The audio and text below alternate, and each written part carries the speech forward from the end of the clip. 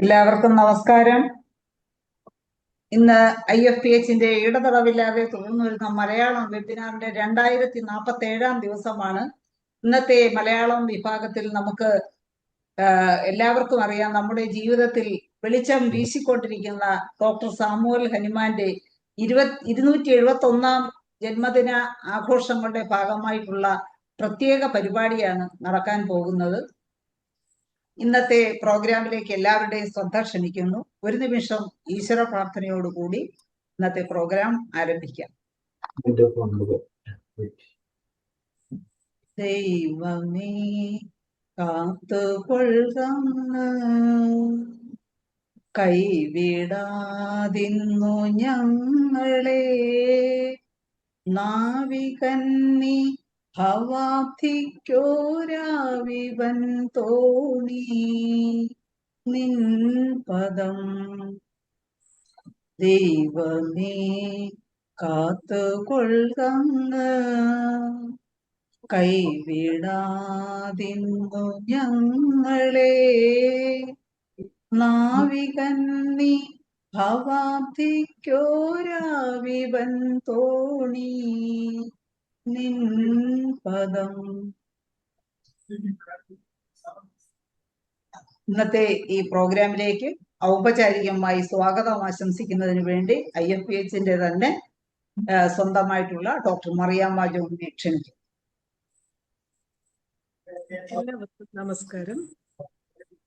ഹോമിയോപ്പതിയുടെ പിതാവ് doctor Christiaan Frederick Samuel ഹനുമാന്റെ ജന്മദിനാഘോഷങ്ങളുടെ ഭാഗമായി international forum for promoting homoeopathy സംഘടിപ്പിക്കുന്ന പ്രത്യേക പരിപാടിയുടെ ഉദ്ഘാടന കർമ്മം നിർവഹിക്കുന്നതിനായി നമ്മോടൊപ്പം എത്തിയിരിക്കുന്നത് പ്രശസ്ത സിനിമ അഭിനേത്രി ശ്രീമതി അഞ്ജു അരവിന്ദാണ്. മലയാളം, തമിഴ്, കന്നഡ എന്നീ ഭാഷകളിൽ അനേകം സിനിമകളിലും മലയാളം, തമിഴ് സീരിയലുകളിലും അഭിനയിക്കുകയും ഡാൻസ് സ്കൂൾ നടത്തുകയും ചെയ്യുന്ന വിശിഷ്ട വ്യക്തിത്വമാണ്. അഭിനയവും ഡാൻസും ഒരുപോലെ നടത്തിക്കൊണ്ടു പോകുന്ന ശ്രീമതി അഞ്ജു അരവിന്ദിനെ IFPHന്റെയും ഈ ആഘോഷ പരിപാടിയിൽ പങ്കെടുക്കുന്ന എല്ലാവരുടെയും പേരിൽ ഹൃദയപൂർവ്വവും സ്നേഹപൂർവ്വവും സ്വാഗതം ആശംസിച്ചുകൊള്ളുന്നു. ഇന്നത്തെ ആഘോഷ പരിപാടിയിൽ മുഖ്യ പ്രഭാഷണം നടത്തുന്ന തിരുവനന്തപുരം ഗവൺമെന്റ് ഹോമിയോ മെഡിക്കൽ കോളേജിലെ ഓർഗനോൺ മുൻ HODയും ഇന്നും വിവിധ രാജ്യങ്ങളിൽ നിന്നുള്ള സ്പെഷ്യലിസ്റ്റ് ഡോക്ടർമാർക്ക് ഹോമിയോപ്പതി അധ്യാപകനുമായ IFPHന്റെ സ്വന്തം ഡോക്ടർ ജോസ് ഐസക് സാറിന് ആദരപൂർവ്വം വിനയപൂർവ്വം ഈ പ്രത്യേക പരിപാടിയിലേക്ക് സ്വാഗതം ചെയ്യുന്നു. ഇന്നത്തെ ആഘോഷ പരിപാടിയിൽ ആശംസാ സന്ദേശങ്ങൾ നൽകുന്ന ബഹുമാന്യരായ doctor Ehiya Parakkavetti, doctor Ramadevi Ambadi, doctor Muhammad Ansar, doctor Shantha Chandran, doctor Salim Kumar, doctor James Paul, doctor Preetha Unni, doctor VK Devaraj, doctor Bhadran, doctor Abraham Vaidyan, doctor KG Venugopal എന്നീ വിശിഷ്ട ഡോക്ടർമാരെ ആദരപൂർവ്വം സന്തോഷപൂർവ്വം ഈ പരിപാടിയിലേക്ക് സ്വാഗതം ചെയ്യുന്നു. ഇന്നത്തെ ചടങ്ങിന് കൃതജ്ഞത അർപ്പിക്കുന്ന ഷഫീഖ് S ഡോക്ടറെയും സന്തോഷപൂർവ്വം ഈ ആഘോഷ പരിപാടിയിലേക്ക് സ്വാഗതം ചെയ്യുന്നു. ഈ പ്രത്യേക പരിപാടിയുടെ മോഡറേറ്ററും ഹോമിയോപ്പതി വകുപ്പ് റിട്ടയർഡ് ചീഫ് മെഡിക്കൽ ഓഫീസറുമായ ഷൈല ഡോക്ടറെ സ്നേഹപൂർവ്വം സ്വാഗതം ചെയ്യുന്നു. IFPHന്റെ 2047 സൂം വെബിനാറായി നടത്തപ്പെടുന്ന ഡോക്ടർ സാമുവൽ ഹനുമാൻ ജന്മദിനാഘോഷ പരിപാടിയിൽ IFPHന്റെ പങ്കെടുക്കുന്ന എല്ലാ IFPH ഭാരവാഹികളെയും ഹോമിയോപ്പതി സ്നേഹികളെയും ഡോക്ടർമാരെയും വിദ്യാർത്ഥികളെയും ഹൃദയപൂർവ്വം സ്വാഗതം ചെയ്തുകൊണ്ട് നിർത്തുന്നു. സന്തോഷം മറിയമ്മ ഡോക്ടറെ. മറിയമ്മ ഡോക്ടർ പറഞ്ഞതുപോലെ തന്നെ നമ്മുടെയൊക്കെ ആ ഒരു ചെറുപ്പത്തിൽ വളരെ സുന്ദരിയും ആക്റ്റീവുമായ താരമായിരുന്നു ശ്രീമതി അഞ്ജു അരവിന്ദ്.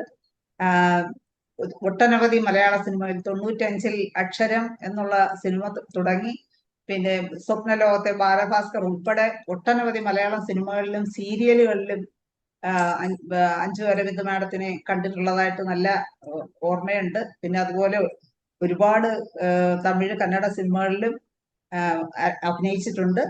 നമുക്ക് വളരെ സന്തോഷമുണ്ട് ഇന്ന് ഈ ഉദ്ഘാടനത്തിനായി അഞ്ജു അരവിന്ദ് മാഡത്തിന് കിട്ടിയതിൽ ഉദ്ഘാടന പ്രസംഗത്തിനായി അഞ്ജു അരവിന്ദ് മാഡത്തിനെ ക്ഷണിക്കുന്നു. എല്ലാവർക്കും എൻ്റെ വിനീതമായ നമസ്കാരം. ഇന്നത്തെ ഇങ്ങനെ ഈ ഒരു ചടങ്ങിൽ എന്നെ ക്ഷണിച്ചതിന് ആദ്യമായിട്ട് ഞാൻ നന്ദി പറയാണ്. എൻ്റെ ഡോക്ടർ ഭാഗ്യലക്ഷ്മി ഡോക്ടറുമായിട്ട് ഞങ്ങൾ ഒരുപാട് പറഞ്ഞാൽ തീരാത്ത ഒരു ആത്മബന്ധമാണ് എനിക്കുള്ളത്. അതുകൊണ്ടാണ് ഞാൻ ഇന്ന് എങ്ങനെയെങ്കിലും ക്ലാസ്സുകളൊക്കെ കഴിഞ്ഞ് ജോയിൻ ചെയ്യാം എന്ന് പറഞ്ഞ് ഓടി വന്ന് ജോയിൻ ചെയ്തത്. ഹോമിയോപ്പതിയെ കുറിച്ച് ഇങ്ങനെയുള്ളൊരു ക്രൗഡിൽ ഞാൻ പറഞ്ഞാൽ അതിൽ കാര്യമില്ല സത്യം പറഞ്ഞു കഴിഞ്ഞാൽ. കാരണം എന്താ വെച്ചാൽ ഞാൻ ഒരുപാട് വിശ്വസിക്കുന്ന ഒരു ഹോമിയോപ്പതി എന്ന് പറയുന്നത് എൻ്റെ ജീവിതത്തിൽ ഒരുപാട് ബന്ധങ്ങൾ കണക്ഷൻസ് ഉണ്ട്. മാത്രമല്ല എനിക്ക് കല്യാണം കഴിഞ്ഞതിന് ശേഷം കുട്ടികളില്ലാണ്ട് ഇരുന്നപ്പോ ഡോക്ടർ ഭാഗ്യലക്ഷ്മിയുടെ പറയുമ്പോൾ വികാരാധീനമാണ്. ട്രീറ്റ്മെന്റിലാണ് എനിക്ക് മോളുണ്ടായത്. അപ്പോൾ ഒരുപാട് ഞാൻ വിശ്വസിക്കുന്നുണ്ട്. മാത്രമല്ല എൻ്റെ വീട്ടിലുള്ളവരും ഒക്കെ ഈ ഹോമിയോപ്പതിയിലാണ് ഡിപ്പെൻഡ് ചെയ്തിരിക്കുന്നത്. എൻ്റെ സിസ്റ്റർ ഇൻ ലോ ഹോമിയോപ്പതിക് ഡോക്ടറാണ്, തലശ്ശേരിയിലാണ് വർക്ക് ചെയ്യുന്നവർ. അപ്പോൾ ഇങ്ങനെ ഒരു പരിപാടി ഉണ്ടെന്ന് പറഞ്ഞപ്പോൾ തന്നെ ഞാൻ ഒന്നും ആലോചിക്കാതെ എന്നെ അങ്ങനെയൊന്നും ഇൻവൈറ്റ് ചെയ്യണ്ട, എൻ്റെ സ്വന്തം കുടുംബത്തിലേക്ക് വരുന്ന പോലെയാണ് എനിക്ക് ഫീൽ ചെയ്തിട്ടുള്ളത്. കാരണം എന്ന് വെച്ചാൽ ഒരു പ്രാവശ്യം ഇതിനു മുമ്പേയും ഒരുപാട് നാളുകൾക്ക് മുമ്പേ ഞാൻ ഇങ്ങനെ ഒരു പരിപാടി ഉണ്ടായിരുന്ന സമയത്ത് ഇതുപോലെ ഗസ്റ്റ് ആയിട്ട് വരാനുള്ളൊരു ഭാഗ്യം ഉണ്ടായി. ഞാനിപ്പോ ബാംഗ്ലൂരിൽ ഡാൻസ് സ്കൂൾ നടത്തുകയാണ്. എന്നെക്കുറിച്ച് ഇൻട്രൊഡ്യൂസ് ചെയ്യുന്ന സമയത്ത് പറഞ്ഞു, എനിക്ക് ഇഷ്ടപ്പെട്ടു എൻ്റെ ഇൻട്രൊഡക്ഷൻ പോലും. Thank you so much. അപ്പോൾ അതിൽ പറഞ്ഞിട്ടുണ്ട് എന്താ ഡാൻസ് സ്കൂൾ നടത്തുന്നുണ്ട്, ഡാൻസിനോടൊപ്പം അഭിനയവും ഒരുമിച്ച് കൊണ്ടുപോവാണ്. സത്യം പറഞ്ഞു കഴിഞ്ഞാൽ രണ്ടും കൂടെ ഒരുമിച്ച് കൊണ്ടുപോകാന്ന് പറഞ്ഞു കഴിഞ്ഞാൽ അത് വളരെയധികം മൾട്ടി ടാസ്കിങ് ജോബ് തന്നെയാണ് സത്യം പറഞ്ഞു കഴിഞ്ഞാൽ. പിന്നെ ഒരു നൃത്ത അധ്യാപിക എന്നുള്ള രീതിയിൽ ഞാൻ ഹോമിയോപ്പതിനെ കണക്ട് ചെയ്യുന്ന ഒരു ചെറിയ കാര്യം കൂടെ പറഞ്ഞുകൊണ്ട് എൻ്റെ ഈ ഒരു സ്പീച്ച് എന്ന് പറയാൻ പറ്റില്ല, എൻ്റെ മനസ്സ് തുറക്കുന്നത് ഞാൻ ഒന്ന് അവസാനിപ്പിക്കാം. കാരണം എന്താണെന്ന് വെച്ച് കഴിഞ്ഞാൽ നമുക്ക് ഡാൻസ് എന്ന് പറയുമ്പോൾ നമുക്കത് എങ്ങനെയാണോ അത് താളലയങ്ങളിലൂടെ ഇഴുകിച്ചേർന്ന് നമ്മളുടെ മനസ്സിനെയും നിർമ്മലമാക്കി തീർക്കുന്നത്, അതുപോലെയാണ് എനിക്ക് ഹോമിയോപ്പതി എന്ന് പറയുമ്പോൾ. അതായത് നമ്മളുടെ ഒരു റിഥമിക് പാറ്റേണിലൂടെയാണല്ലോ, മൂവ്മെന്റ്സിലൂടെയാണല്ലോ നമ്മൾ ഡാൻസ് ആസ്വദിക്കുന്നതും നമ്മളുടെ ശരീരത്തിനെ ലൈറ്റ് ആക്കുന്നതും നല്ല ഭംഗിയാക്കി തീർക്കുന്നതും. അതേപോലെ തന്നെ നമ്മളുടെ എന്താ പറയാ ഒരു ജീവശക്തിയുടെ തന്നെ റിഥം തിരികെ തരുന്ന ഒന്നാണ് ഹോമിയോപ്പതി എന്നാണ് എനിക്ക് പറയാനുള്ളത്. കാരണം അത്രത്തോളം പ്രകൃതിയിൽ വളരെ ചേർന്ന് നിൽക്കുന്ന ഒരു കാര്യം തന്നെയാണ് ഹോമിയോപ്പതി എന്ന് പറയുന്നത്. അപ്പോ എല്ലാത്തിനും പലരും ഹോമിയോപ്പതിയെ കുറ്റം പറയുമ്പോഴൊക്കെ നമ്മളൊക്കെ എതിർത്ത് പറയാറുണ്ട്, സംസാരിക്കാറുണ്ട്. കാരണം ഒരുപാട് അനുഭവങ്ങളിലൂടെ കടന്നു വന്നിട്ടുള്ള ആളാണ് ഞാൻ. ഹോമിയോപ്പതിയുമായിട്ട് കണക്ട് ചെയ്യുന്ന സമയത്ത് ആര് എന്തെങ്കിലും കുറ്റം പറയുമ്പോൾ അപ്പൊ നമ്മൾ എടുത്ത് പറയും. ഒരുപാട് ഇങ്ങനെ നെഗറ്റീവായിട്ടുള്ള കമന്റ്സ് ഒക്കെ വരുന്ന സമയത്ത് നമുക്കത് വല്ലാണ്ട് മനസ്സിന് ഇതാവാറുണ്ട്. പക്ഷെ റിയൽ ആയിട്ടും ഒരു സൈഡ് എഫക്ട്സും ഒന്നും ഇല്ലാതെ ഇപ്പൊ ലോകത്തിലെ രണ്ടാമത് നിൽക്കുകയാണ് നമ്മൾ ഹോമിയോപ്പതി എന്ന് പറയുന്ന സമയത്ത്.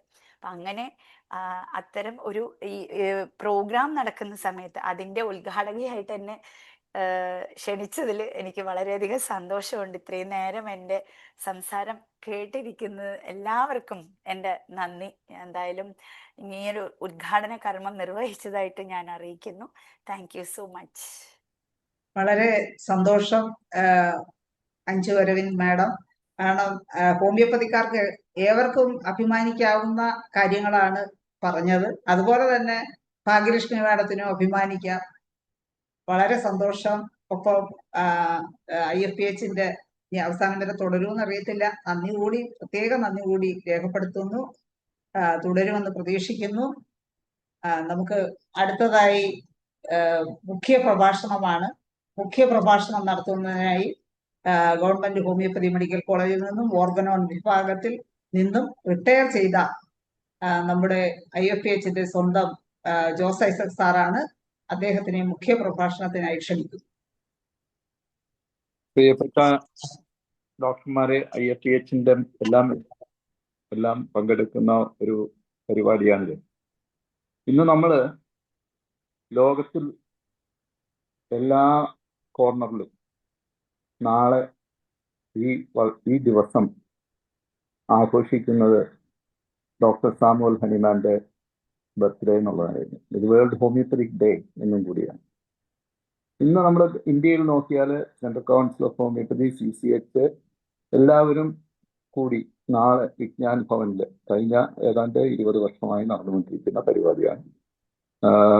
കേന്ദ്ര ഗവൺമെന്റിലെ പ്രൈം മിനിസ്റ്റർ അല്ലെങ്കിൽ വൈസ് പ്രസിഡന്റ് അല്ലെങ്കിൽ പ്രസിഡന്റ് അവരൊക്കെയാണ് ഈ മീറ്റിംഗ് ഉദ്ഘാടനം ചെയ്യുന്നത്. ഞാനിത് പറയാൻ കാരണം, ഞാൻ കൂടി CCH ഉണ്ടായിരുന്ന സമയത്താണ് ഈ ദിവസം ഹോമിയോപ്പതി ഡേ, ഹനുമാൻസ് ബർത്ത്ഡേ എല്ലാ കോളേജുകളിലും ആഘോഷിക്കണമെന്ന് നിർദ്ദേശിച്ചത്. അപ്പോൾ അതിന്ന് തുറന്നുകൊണ്ടിരിക്കുകയാണ്. ഇതിന്ന് ഇന്ത്യയിൽ മാത്രമല്ല, ലോകത്തിലുണ്ടായിരുന്നു. 1755 ഏപ്രിൽ 10 ലോകത്തിലെ അന്ന് വരെ ഉണ്ടായിരുന്ന ആരോഗ്യരംഗത്തുണ്ടായിരുന്ന എല്ലാ കാര്യങ്ങളെയും മാറ്റി തിരുത്തി എഴുതിയ ഒരു വ്യക്തിയുടെ ജന്മദിവസമാണ്. അദ്ദേഹത്തിൻ്റെ ജന്മദിവസം എന്ന് പറയുന്നത് നമ്മളിത് ആഘോഷിക്കുമ്പോൾ നമ്മൾ മനസ്സിലാക്കേണ്ട ഒരു കാര്യം എന്താണെന്ന് വെച്ചാൽ, ലോകത്തിൽ ഒരു വൈദ്യശാസ്ത്രത്തിൻ്റെ ഉപജ്ഞാതാവിൻ്റെയും ബർത്ത്ഡേ ഈ രീതിയിൽ ലോകമെമ്പാടും ഇന്ന് ആഘോഷിക്കുന്നില്ല. ഹനുമാന്റെ മഹത്വത്തെക്കുറിച്ച് പറഞ്ഞാൽ നമ്മൾ ഇന്ത്യയിൽ മനസ്സിലാക്കുന്നതിനേക്കാളെല്ലാം അപ്പുറത്ത് ലോകത്തിന്റെ ഏത് കോർണറിൽ ചെന്ന് കഴിഞ്ഞാലും ഇന്ന് ഹോമിയോപ്പതി മരുന്നുകൾ അവൈലബിൾ ആണ്. ഹോമിയോപ്പതിക്കാർ ഏറ്റവും കൂടുതൽ ഹോമിയോപ്പതി ഡോക്ടർമാരുള്ളത് ഇന്ത്യയിലാണെങ്കിലും ഫ്രാൻസ് പോലെയുള്ള രാജ്യങ്ങളിലാണ് ഏറ്റവും കൂടുതൽ മരുന്ന് കമ്പനിക്കാർ പൈസ ഉണ്ടാക്കുന്നത്. അപ്പോൾ നമുക്കറിയാം, നമ്മൾ ഇന്നിപ്പോൾ വേൾഡ് ഹെൽത്ത് ഓർഗനൈസേഷൻ്റെ റിപ്പോർട്ടൊക്കെ പ്രകാരം അലോപ്പതി കഴിഞ്ഞാൽ ഇന്ന് ഹോമിയോപ്പതി, അക്യുപഞ്ചർ അല്ലെങ്കിൽ ചൈനീസ് മെഡിസിൻ, ആയുർവേദ. പക്ഷേ ഈ ആയുർവേദവും ചൈനീസ് മെഡിസിനും ഇന്ന് ഏഷ്യൻ കൺട്രീസിൻ്റെ ഭാഗമാണ്. വെസ്റ്റേൺ കൺട്രീസിൽ ഇന്നും അലോപ്പതി കഴിഞ്ഞാൽ ഏറ്റവും പ്രമുഖ സ്ഥാനം ഹോമിയോപ്പതിക്ക് തന്നെയാണ്. നമ്മളത് ഒരുപക്ഷെ വേണ്ടത്ര കമ്മ്യൂണിക്കേഷൻ അതുകൊണ്ടോ അതല്ല പ്രചാരമില്ല, മീഡിയയൊക്കെ പ്രൊമോട്ട് ചെയ്യാത്തതുകൊണ്ടോ ഒക്കെ അറിയാത്തതാണ്. ഹനുമാന്റെ ജീവിതം എന്ന് പറയുന്നത് നമ്മൾ ഒരു അന്വേഷണം നടത്തുകയാണെങ്കിൽ നമുക്ക് മനസ്സിലാകുന്നത് സ്ഥലമാണ് ഇതിൽ ഏറ്റവും ഇമ്പോർട്ടൻ്റ് ആയിട്ടുള്ളത്. അദ്ദേഹം ഏറ്റവും കൂടുതൽ കാലം ജീവിതത്തിൽ ചെലവഴിച്ച 3 സ്ഥലങ്ങൾ. ഒന്ന് ജർമ്മനിയിലെ നീസൻ എന്ന് പറയുന്ന സ്ഥലം. അവിടെയാണ് അദ്ദേഹം ജനിച്ചത്. അവിടെ കോർണർ ഹൗസ് ഉണ്ട്. ഇന്ന് അവിടെ ഒരു വലിയ മൾട്ടി സ്റ്റോറി ബിൽഡിംഗ് ഉണ്ട്. അവിടെ എഴുതി വെച്ചിട്ടുണ്ട് ഹനുമാൻസ് പ്ലേസ്, ഹനുമാൻസ് ഫ്ലാറ്റ് എന്ന് ജർമ്മൻ ഭാഷയിൽ ഹനുമാൻസ് പ്ലാനറ്റ്സ് എന്ന് പറയും. പക്ഷെ അത് ഇംഗ്ലീഷിൽ എഴുതി വെച്ചിട്ടുണ്ട്. ഞാനവിടെ പോവുകയുണ്ടായി. ഇന്നും നമ്മുടെ ടെക്സ്റ്റ് ബുക്കിലെല്ലാം പറഞ്ഞിരിക്കുന്ന ഒരു റിവറിന്റെ സൈഡിലുള്ള ഒരു കോർണർ ഹൗസ്, ആ സ്ഥലം ഇന്നും ഉണ്ട്. അവിടെ ഹനുമാന്റെ ഒരു ബോർഡും ഉണ്ട്. പലരും അവിടെ പോകുന്നുമുണ്ട്. രണ്ടാമത് നമ്മൾ കാണുന്നത് അദ്ദേഹത്തിന്റെ ഏറ്റവും അല്ലെങ്കിൽ പല എക്സ്പെരിമെന്റ്സും നടത്തി ഹോമിയോപ്പതി ഒരു ശാസ്ത്രമായി അദ്ദേഹം തന്നെ പ്രാക്ടീസ് ചെയ്ത സ്ഥലമാണ് കോഥൻ. കോഥനിൽ ഇന്ന് അദ്ദേഹം താമസിച്ചിരുന്ന വീട് ഒരു 2 നില കെട്ടിടം. അതിൻ്റെ താഴത്തെ നിലയിൽ ഇരിക്കായിരുന്നു. അദ്ദേഹം ഉപയോഗിച്ചിരുന്ന കസേര, മേശ, അദ്ദേഹത്തിൻ്റെ തന്നെ ഒരു മെഡിസിൻ ചെസ്റ്റ്, അദ്ദേഹം ഉപയോഗിച്ച ബുക്കുകൾ, ഇതെല്ലാം ഇന്ന് അവിടെയുണ്ട്. അവിടെ അതിൻ്റെ ബാക്കിലായിട്ടൊരു ബാക്ക് യാർഡ് ഉണ്ട്, ഒരു നല്ല ബ്യൂട്ടിഫുൾ ഒരു ഗാർഡൻ. അപ്പുറത്ത് ഇപ്പോൾ ജർമ്മൻ ഹോമിയോപ്പതി സൊസൈറ്റി അല്ലെങ്കിൽ ജർമ്മനിയിലെ ഹോമിയോപ്പതിക് ഡോക്ടേഴ്സിൻ്റെ ഒരു കൂട്ടായ്മ ഒരു വലിയ മ്യൂസിയം പണിതുകൊണ്ടിരിക്കുകയാണ്. ഏതാണ്ട് ഒരു 4 നില കെട്ടിടം, അനേകം സ്ക്വയർ ഫീറ്റുകളുള്ള ലൈബ്രറി, എല്ലാ കാര്യങ്ങളും ഉണ്ട്. അതിപ്പോൾ ഏതാണ്ട് ഒരു കംപ്ലീഷനായി കാണും. ഞാൻ പോയിട്ടൊരു 2 വർഷം മുമ്പാണ് ലാസ്റ്റ് പോയത്. അപ്പോൾ ഈ കോഥനിലാണ് ഹോമിയോപ്പതി ഏറ്റവും അധികം പ്രാക്ടീസ് ചെയ്ത് 14 വർഷം അവിടെ പ്രാക്ടീസ് ചെയ്തത്. ആ പ്രാക്ടീസ് ചെയ്തത് പലപ്പോഴും ഈ കാലഘട്ടത്തിലാണ് ഹോമിയോപ്പതിയുടെ എല്ലാ പ്രിൻസിപ്പിൾസും ഹോമിയോപ്പതിയെക്കുറിച്ചുള്ള മറ്റെല്ലാ വിവരങ്ങളെക്കുറിച്ചും അദ്ദേഹം എഴുതുകയും പ്രാക്ടീസ് ചെയ്യുകയും ചെയ്തിരുന്ന സ്ഥലം. അതിനുശേഷം നമുക്കറിയാം ജീവിതത്തിന്റെ അവസാനത്തെ 8 വർഷം അദ്ദേഹം പാരീസിലായിരുന്നു. പാരീസിൽ അദ്ദേഹം താമസിച്ചിരുന്ന വീട്ടിൽ ഞാൻ പോയിട്ടുണ്ട്. അവിടെ ഇന്നും ഒരു ഒരു വളരെ വളരെ പ്രോമിനൻ്റ് ആയിട്ടുള്ള ഒരു സ്ഥലത്താണ്, വലിയൊരു റോഡിന്റെ സൈഡിൽ പാരീസിൽ അദ്ദേഹം താമസിച്ചിരുന്ന വീട് ഇപ്പോഴും ഉണ്ട്. വീടല്ല, അതൊരു ഫ്ലാറ്റ് പോലെയാണ്, വലിയൊരു ബിൽഡിംഗ് ആണ്, ഒരു മൾട്ടി സ്റ്റോറി ബിൽഡിംഗ് ആണ്. അതിനുശേഷം അദ്ദേഹത്തിന്റെ മരണശേഷം അദ്ദേഹത്തെ ബറി ചെയ്തിരിക്കുന്നത് മോൺമോർട്ടി എന്ന് പറഞ്ഞ ഇതിലായിരുന്നു, സെമിത്തേരിയിലായിരുന്നു. പക്ഷെ അതിന്ന് ഒരു കണ്ടീഷനിലാണ് ഇപ്പോൾ കിടക്കുന്നത്. ഞാൻ അവിടെ പോയിരുന്നു. അതിനുശേഷം ഏതാണ്ട്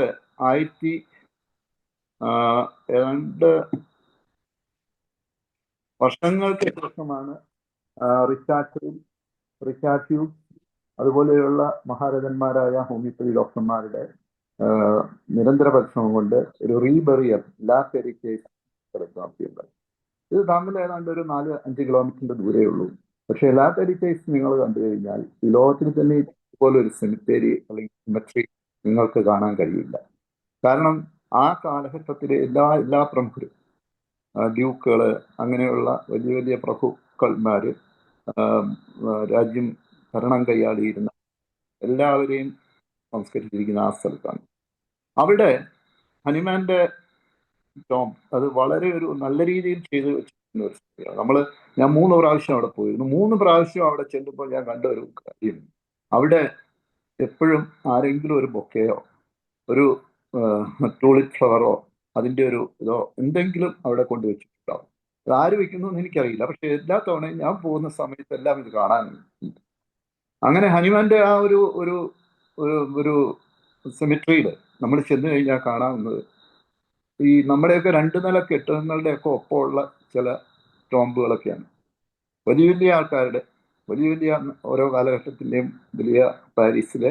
അപ്പൊ നമുക്ക് ഇതിൽ നിന്ന് മനസ്സിലാകുന്നത് ഹോമിയോപ്പതി ഏത് നിലവാരത്തിലേക്ക് അന്ന് എത്തിയിരുന്നു എന്നുള്ളതാണ്. ഹനുമാന്റെ ജീവിതകാലത്ത് തന്നെ ഏറ്റവും പ്രായം കുറഞ്ഞ ഒരു വൈദ്യശാസ്ത്രം. നമുക്കറിയാം, ഇപ്പോൾ ലോകത്തിലെ ഏറ്റവും പ്രചാരമുള്ള വൈദ്യശാസ്ത്രങ്ങൾ നോക്കിക്കഴിഞ്ഞാൽ allopathy, Chinese medicine, ayurvedic medicine ഒക്കെയാണ്. പക്ഷേ ഇത്രയും ചെറുപ്പമുള്ള, വെറും 225 വർഷമൊക്കെ ഉള്ള പ്രായമുള്ള ഒരു വൈദ്യശാസ്ത്രം ഇത്രയധികം വളർന്നു എന്ന് പറയുമ്പോൾ അത് ആ ശാസ്ത്രത്തിന്റെ മേന്മ തന്നെയാണ്. ഹനുമാനെ കുറിച്ച് പറയുമ്പോൾ നമുക്കറിയാം, അദ്ദേഹത്തിന്റെ ജീവിതത്തിന്റെ ഒരു അവസാന ഘട്ടങ്ങളിൽ എത്തുന്നവര് ഏതാണ്ട് ഒരു ലാസ്റ്റ് 10-15 വർഷം വരെ ഒരു മിനിറ്റ് കൂടെ കൊണ്ടുവന്ന് കൺക്ലൂഡ് ചെയ്യണേ സാർ. അദ്ദേഹം വളരെയധികം ബുദ്ധിമുട്ടുകൾ സഹിച്ചിരുന്നു. അദ്ദേഹത്തിന്റെ നമ്മളിപ്പോ ഇന്ന് നാളത്തെ ബർത്ത്ഡേ ആഘോഷിക്കുമ്പോഴും അദ്ദേഹം ഉയർത്തിപ്പിടിച്ച പ്രിൻസിപ്പിൾസ്, അദ്ദേഹം വൈദ്യരംഗത്ത് കൊണ്ടുവന്ന മാറ്റങ്ങൾ, അതേപോലെ തന്നെ മിനിമം ഡോസ്, പിന്നീട് നമുക്കറിയാം വാക്സിനേഷനും കാര്യങ്ങളും ഒക്കെ വന്നു, പാറ്റേണേഴ്സ് വാക്സിനായി, അതുപോലെ തന്നെ നാനോ ടെക്നോളജി വന്നു, അതുപോലെ തന്നെ മെന്റൽ സിംറ്റംസും മെന്റൽ സ്ട്രെസ്സുമാണ് പല ഡിസീസിന്റെയും കാരണം. ഇതെല്ലാം നമ്മളിപ്പോ പിന്നീട് വരുമ്പോൾ വൈദ്യശാസ്ത്രം അദ്ദേഹം ഉയർത്തിപ്പിടിച്ച കാര്യങ്ങൾ ഓരോന്നായിട്ട് ശരിവെക്കുകയാണ്. പക്ഷെ ഈ ശരിവെക്കുമ്പോഴും ഒരു സംഭവം എന്താണെന്ന് വെച്ചാൽ, അദ്ദേഹത്തിന് അതിന്റെ ക്രെഡിറ്റ് കൊടുക്കാൻ ഒരിടത്തും ആരും തയ്യാറാകുന്നില്ല. നമുക്ക് ഹോളിസ്റ്റിക് മെഡിസിൻ എന്നുള്ള കൺസെപ്റ്റ്, അതേപോലെ തന്നെ ഹൈജീനെ കുറിച്ച് അദ്ദേഹം എഴുതിയ, ഡയറ്റിനെ കുറിച്ച് എഴുതിയ, ഇമ്പോർട്ടൻസ് ഓഫ് മെന്റൽ ഡിസീസസ്, ഇതെല്ലാം വളരെയധികം പിന്നീട് ഇന്നും ഒരു രീതിയിൽ നിന്നും മറ്റൊരു രീതിയിൽ മറ്റു വൈദ്യശാസ്ത്രങ്ങൾ കൈക്കലാക്കിക്കൊണ്ടിരിക്കുന്ന ഒരു അവസരമാണ്. ഹനുമാന്റെ പേര് പോലും അവിടെ പലപ്പോഴും മെൻഷൻ ചെയ്യാറില്ല. അതൊരു മാറ്റിയെടുക്കേണ്ട കാലമാണ്. നമുക്ക് ഒരു ഹനുമാന് കൊടുക്കാവുന്ന ഏറ്റവും വലിയ ട്രിബ്യൂട്ട് എന്ന് പറയുന്നത് ഹോമിയോപ്പതി അതിന്റെ പ്യുവർ ഫോമിൽ ഹനുമാൻ എന്ന രീതിയിൽ പ്രാക്ടീസ് ചെയ്യുക എന്നുള്ളതാണ്. അതിനൊരു പ്രതിജ്ഞ ചെയ്യുക എന്നുള്ളതാണ് ഹോമിയോപ്പതി ഡോക്ടർമാരുടെ ഇന്നത്തെ കർത്തവ്യം. Thank you. I had to stop it in a short time, so I am stopping it. Thank you for helping. Okay, വളരെ സന്തോഷം ജോസഫ് സാറേ. ജർമ്മനിയിലേക്ക് ഒന്ന് പോയി വന്നപോലെ സാറ് പറഞ്ഞപ്പോ തോന്നി, പോയിട്ടില്ല, പോണോന്ന് ആഗ്രഹമുണ്ട്. എന്തായാലും ഒന്ന് ഓടിപ്പോയി വന്ന പോലെ തോന്നി. സന്തോഷം. അടുത്തത് ഇനി ആശംസാ പ്രസംഗങ്ങളാണ്. ഒരു ഡോക്ടർക്ക് 3 മിനിറ്റ് വീതമാണ്. നമുക്ക് ദയവായി എല്ലാവരും ക്ഷമിക്കുക, 3 മിനിറ്റ് സമയം. ആദ്യമായി ഡോക്ടർ എഹിയ പറക്കവെട്ടിയെ ക്ഷണിക്കുന്നു ആശംസാ പ്രസംഗം. നമസ്കാരം. കേൾക്കാമല്ലോ അല്ലേ? കേൾക്കാം കാണാം. കാരണം അത് ചുരുങ്ങിയ സമയം കൊണ്ട് ഒരു ആശംസ പറയുക എന്നുള്ളതാണ് വളരെ വിഷമ ഘട്ടത്തിലാണ്. കാരണം ഹോമിയോപ്പതി നല്ലതാണ്, ഹോമിയോപ്പതി മെച്ചപ്പെട്ട് വരണം, അല്ലെങ്കിൽ ഹോമിയോപ്പതി നല്ല രീതിയിൽ പ്രാക്ടീസ് ചെയ്യണം, ഇങ്ങനെ ഉള്ള ഒരു അത് ഇനിയും പറയേണ്ട ഒരു ആവശ്യമുണ്ടെന്ന് എനിക്ക് തോന്നിക്കുന്നില്ല. മനസ്സിലായില്ലേ? ഇപ്പം അതിലുപരി ഇനിയും വേറെ എന്താണ് നമുക്ക് ചെയ്യാനുള്ളത്? അതാണ് എനിക്ക് ഒരു സജഷനായിട്ട് പറയാനുള്ളത്. പലപ്പോഴും നമ്മൾ പല വേദികളിലും ഇത് പറഞ്ഞിട്ടുള്ളതാണ്. അപ്പം ഈ ഒരു അവസരത്തിൽ നാളെ ഹനുമാന്റെ ബർത്ത്ഡേ ആഘോഷിക്കുന്ന ഈ വേളയിൽ ഓരോരുത്തർക്കും അവരുടേതായിട്ടുള്ള ഓരോ ഡ്യൂട്ടി ഉണ്ട്. മനസ്സിലായില്ലേ? അപ്പോൾ അത് നമ്മുടെ വീടുകളിൽ, ബന്ധുക്കളുടെ ഇടയിൽ, രോഗികളുടെ ഇടയിൽ ഈ ഒരു ദിവസത്തിന്റെ പ്രാധാന്യം നമ്മൾ അറിയിക്കുക, പറയുക. ഓരോ അസോസിയേഷനും അവരുടേതായ രീതിയിൽ ഇത് പ്രൊമോട്ട് ചെയ്യുന്നതിന് പല സോഷ്യൽ മീഡിയയിലാണെങ്കിലും പ്രിന്റ് മീഡിയയിലാണെങ്കിലും ഒക്കെ പല പരിശ്രമങ്ങളും നടത്തുന്നുണ്ട്. മനസ്സിലല്ലേ? ഈ എളിയവനും ഒരു ടോക്ക് ഓൾ ഇന്ത്യ റേഡിയോയിൽ കൊടുത്തിട്ടുണ്ട്. നാളെ രാവിലെ 9 മണിക്ക്. അത് ഞാനൊരു 10 മിനിറ്റ് ടോക്കാണ് കൊടുത്തത്. എഡിറ്റ് ചെയ്ത് ചിലപ്പോൾ അവർ കുറച്ചിട്ടുണ്ടാവും. എങ്കിലും എല്ലാവരും ശ്രമിക്കണമെന്ന് ഞാനൊന്ന് ഓർമ്മിപ്പിക്കുകയാണ്. രാവിലെ 9 മണി, കൊച്ചി FM 102.3. അപ്പൊ ഇവിടെ നമുക്ക് കൂടുതലായിട്ട് ഇനി എന്ത് ചെയ്യാനുണ്ട്? അവിടെ എനിക്കൊരു സജഷൻ ഉള്ളത്, ഇന്റഗ്രേഷൻ, ആ ഒരു മുദ്രാവാക്യം നാം ഓരോരുത്തരും ഉയർത്തിപ്പിടിക്കണമെന്ന ഒരു അഭിപ്രായമാണ് എനിക്കുള്ളത്. മനസ്സിലായില്ലേ? എങ്ങനെയാണ് ഇന്റഗ്രേഷൻ? മറ്റ് സിസ്റ്റത്തോട് എങ്ങനെ നമുക്ക് തോളോട് തോള് ചേർന്ന് പോകാം? മനസ്സിലായില്ലേ? ഞാൻ പലപ്പോഴും നമുക്കറിയാം, നമുക്ക് ഒരു പീഡിയാട്രീഷ്യന്റെ കൂടെയോ ഒരു റെസ്പിറേറ്ററി മെഡിസിന്റെ കൂടെയോ അല്ലെന്നുണ്ടെങ്കിൽ ഒരു കാർഡിയോളജിസ്റ്റിന്റെ കൂടെയോ ചേർന്ന് പോകണമെന്നല്ല ഞാൻ പറയുന്നത്. അതിലുപരി നമുക്ക് ഇന്റഗ്രേറ്റ് ചെയ്യാൻ പറ്റുന്ന ഒരുപാട് മേഖലകളുണ്ട്. മനസ്സിലായില്ലേ? ഇപ്പൊ നമ്മൾ ഒരു ലാബ്, നിങ്ങൾ പ്രാക്ടീസ് ചെയ്യുന്ന ഏരിയയിലുള്ള ഒരു നല്ല ലാബുമായിട്ട് നമുക്കൊരു ടൈപ്പ് ഉണ്ടാക്കാം. നിങ്ങൾ പണം വാങ്ങുക അല്ലെങ്കിൽ കമ്മീഷൻ വാങ്ങാൻ വേണ്ടിയല്ല, നല്ല ലാബിൽ നമ്മുടെ കേസുകൾ റെഫർ ചെയ്ത് വിടുമ്പം നല്ല റിസൾട്ട് കിട്ടുന്നതിനും സ്പീഡിയായിട്ട് കിട്ടുന്നതിനും വേണ്ടി നമുക്കൊരു ഇന്റഗ്രേഷൻ നടത്താൻ പറ്റും അല്ലേ? ഒരു അൾട്രാസൗണ്ട് സ്കാൻ അല്ലെങ്കിൽ ഒരു CT സ്കാൻ വേണ്ട. ഇനി നമുക്കൊരു സ്പീച്ച് തെറാപ്പിസ്റ്റ് ഉണ്ട്. നമ്മുടെ അടുത്ത് എത്രയോ കുട്ടികൾ വരുന്നുണ്ട് ഡിലേഡ് സ്പീച്ചുമായിട്ട്, ഡിലേഡ് വാക്കിങ്ങുമായിട്ട്, അല്ലെങ്കിൽ അതുപോലെ തന്നെ നമുക്ക് മൈൽ സ്റ്റോൺസ് ഡിലേഡ് ആയിട്ട് വരുമ്പോൾ നമ്മൾ നാട്രമൂറും അല്ലെങ്കിൽ ബെറേറ്റാകാർബും അല്ലെങ്കിൽ ട്യൂബർക്കിലിനും ഒക്കെ കൊടുത്ത് മാനേജ് ചെയ്യുമ്പം നമ്മളൊരു ഒക്കുപേഷണൽ തെറാപ്പി അല്ലെങ്കിൽ സ്പീച്ച് തെറാപ്പിക്ക് നമുക്ക് വിടണം. തീർച്ചയായിട്ടും നമ്മുടെ നിയറസ്റ്റ് ഏറ്റവും നല്ല സ്പീച്ച് തെറാപ്പി സെന്റർ നമ്മൾ കണ്ടുവെക്കുകയും നമ്മൾക്ക് വരുന്ന രോഗികളെ അങ്ങോട്ട് റെഫർ ചെയ്യാനും നമ്മൾ പഠിക്കണം. നമ്മുടെ ലെറ്റർ ഹെഡിൽ തന്നെ ആ റെഫറൻസ് പോകുമ്പോൾ അതിനൊരു ആധികാരികത വരുന്നുണ്ട്. അവർക്ക് നമ്മുടെ അടുത്ത് രോഗികളെ വിടാൻ വേണ്ടി അത് സഹായിക്കുമെന്നുള്ളതാണ്. മനസ്സിലായില്ലേ? വെറുതെ എത്രയോ രോഗികൾ കടന്ന് കഷ്ടപ്പെടുന്നുണ്ട് ഇത് കണ്ടുപിടിക്കാൻ വേണ്ടി. പലപ്പോഴും പലർക്കും അറിയില്ല സ്പെഷ്യൽ സ്കൂൾ എവിടെയാ ഉള്ളത്, സ്പീച്ച് തെറാപ്പി സെന്റർ എവിടെയാ ഉള്ളത്, ഒക്കുപേഷണൽ തെറാപ്പി സെന്ററുകൾ എവിടെയാ ഉള്ളത്. അതുപോലെ തന്നെയാണ് ഈ സ്പെഷ്യൽ സ്കൂളുകൾ.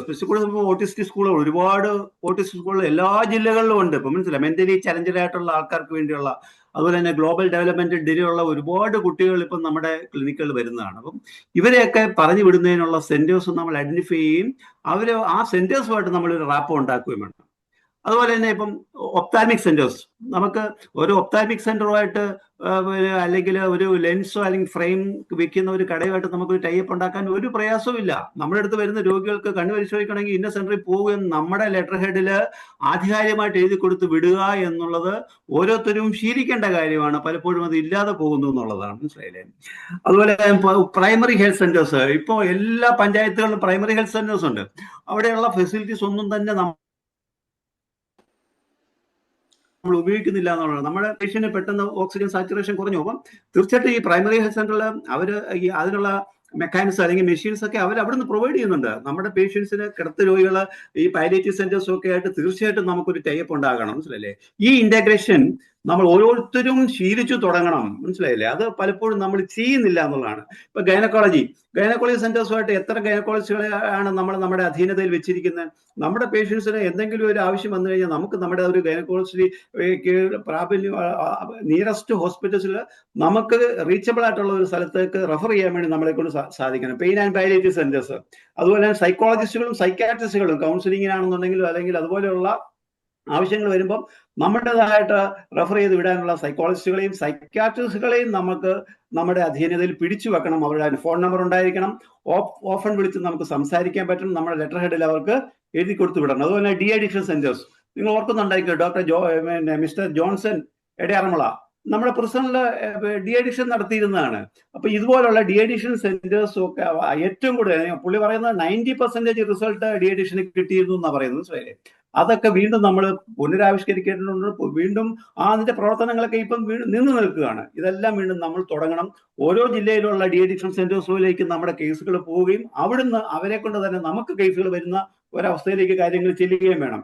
അതുപോലെ infertility centres, tribal health centres ഉണ്ട്. ഇപ്പൊ ആയുഷ് തന്നെ ഈ ട്രൈബൽ ഹെൽത്ത് സെന്റേഴ്സും ഒക്കെ ഡോക്ടറെ യെസ് സമയം യെസ് പെട്ടെന്ന്. അതുപോലെ ഇപ്പൊ ഞാൻ പറഞ്ഞു, ന്യൂറോളജിസ്റ്റുകളാണെങ്കിലും കാർഡിയോളജിസ്റ്റുകളാണെങ്കിലും ഓരോരുത്തർക്കും ഇൻഫ്ലുവൻസ് ചെയ്യാൻ പറ്റുന്ന ഓരോ മേഖലയിലുള്ള ഡോക്ടേഴ്സ് ഉണ്ട്. അവരെയൊക്കെ നമുക്ക് റെഫർ ചെയ്ത് വിടാനുള്ള ഒരു സാഹചര്യം ഒരുക്കണം. തീർച്ചയായിട്ടും ആ രീതിയിൽ ഒരു ഇന്റഗ്രേഷൻ തുടങ്ങി വെച്ചാൽ 50% നമ്മൾ നേടി. ബാക്കിയുള്ള ഇന്റഗ്രേഷൻ മറ്റ് അലോപ്പതി ഡോക്ടേഴ്സുമായിട്ടുള്ളതാണ്. അത് താനെ വന്നോളും എന്നാണ് എൻ്റെ ഒരു അഭിപ്രായം. നന്ദി. ഈ ഒരവസരം എനിക്ക് തന്ന IFPHന്റെ എല്ലാ ഭാരവാഹികൾക്കും ഒരിക്കൽ കൂടി നന്ദി പറഞ്ഞുകൊണ്ട് നിർത്തുന്നു. ഓക്കെ, യഹിയ ഡോക്ടർ ഉദ്ദേശിക്കുന്ന ഇന്റഗ്രേഷൻ എല്ലാ മേഖലയിലും സമീപത്തുള്ള നമ്മുടെ എല്ലാ മേഖലകളും ചികിത്സാ സംവിധാനങ്ങളുമായിട്ടുള്ള ഒരു ഇന്റഗ്രേഷൻ വേണമെന്നാണ് ഡോക്ടർ പറഞ്ഞത്. വളരെ നല്ല കാര്യമാണ്. എന്തായാലും വളരെ സന്തോഷം. അടുത്തതായി നമ്മുടെ IFPHന്റെ ഏറ്റവും സീനിയർ ആയിട്ടുള്ള ഒരു വനിതയെ തന്നെ നമുക്ക് ക്ഷണിക്കാം. ഡോക്ടർ രമാദേവി അമ്പാടി. ക്ഷണിക്കും. Thank you Shaila. എന്നെ ഈ വേദിയിലേക്ക് ക്ഷണിച്ചതിന് ഇതിൻ്റെ പേരിൽ ഭാരവാഹികളോടെല്ലാം എൻ്റെ നന്ദി രേഖപ്പെടുത്തുന്നു.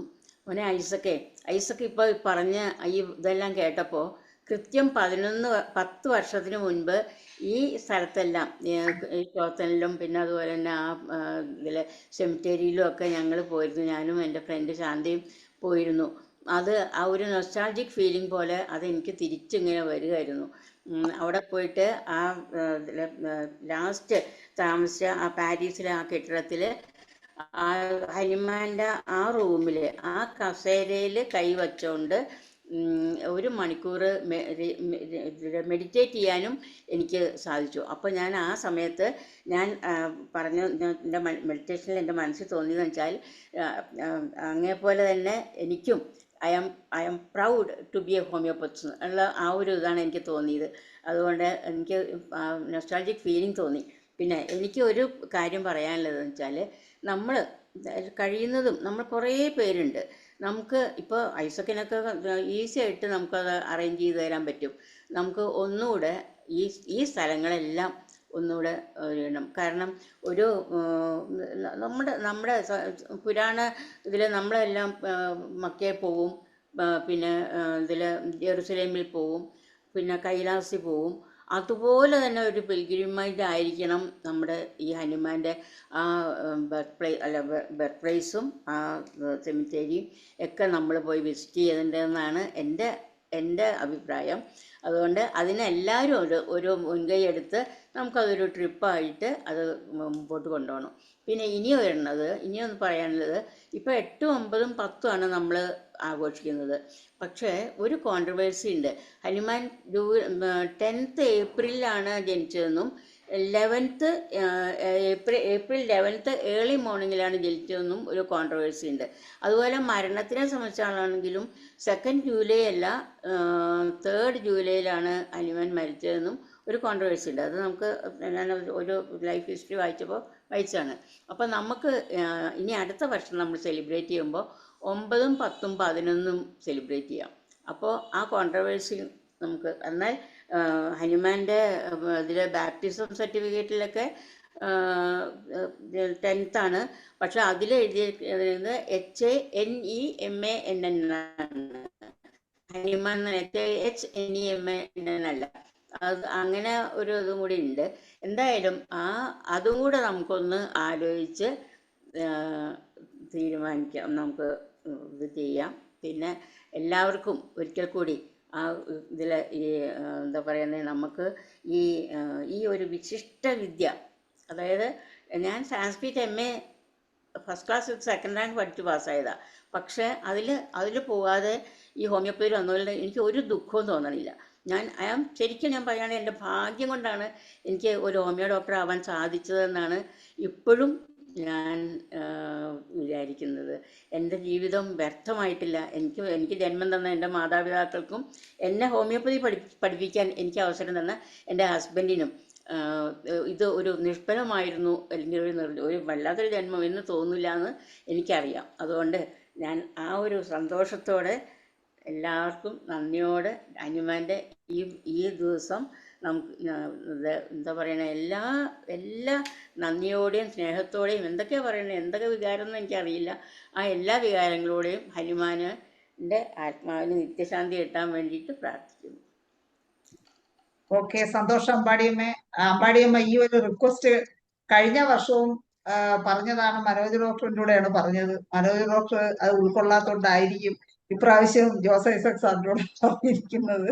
തീർച്ചയായിട്ടും ഈ ഒരു റിക്വസ്റ്റ് ഒന്ന് പരിഗണിക്കണമെന്നാണ് എനിക്ക് പറയാനുള്ളത്. വളരെ സന്തോഷം അമ്പാടിയമ്മ.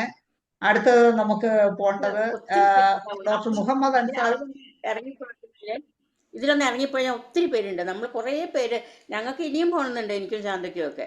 അതുകൊണ്ട് ഐസക് ചേട്ടൻ നടക്കും. അപ്പോ ജോസ് ഐസക് സാറിനാണ് ഇപ്പോഴത്തെ ടാസ്ക് വന്നിരിക്കുന്നത്. Okay, I will try.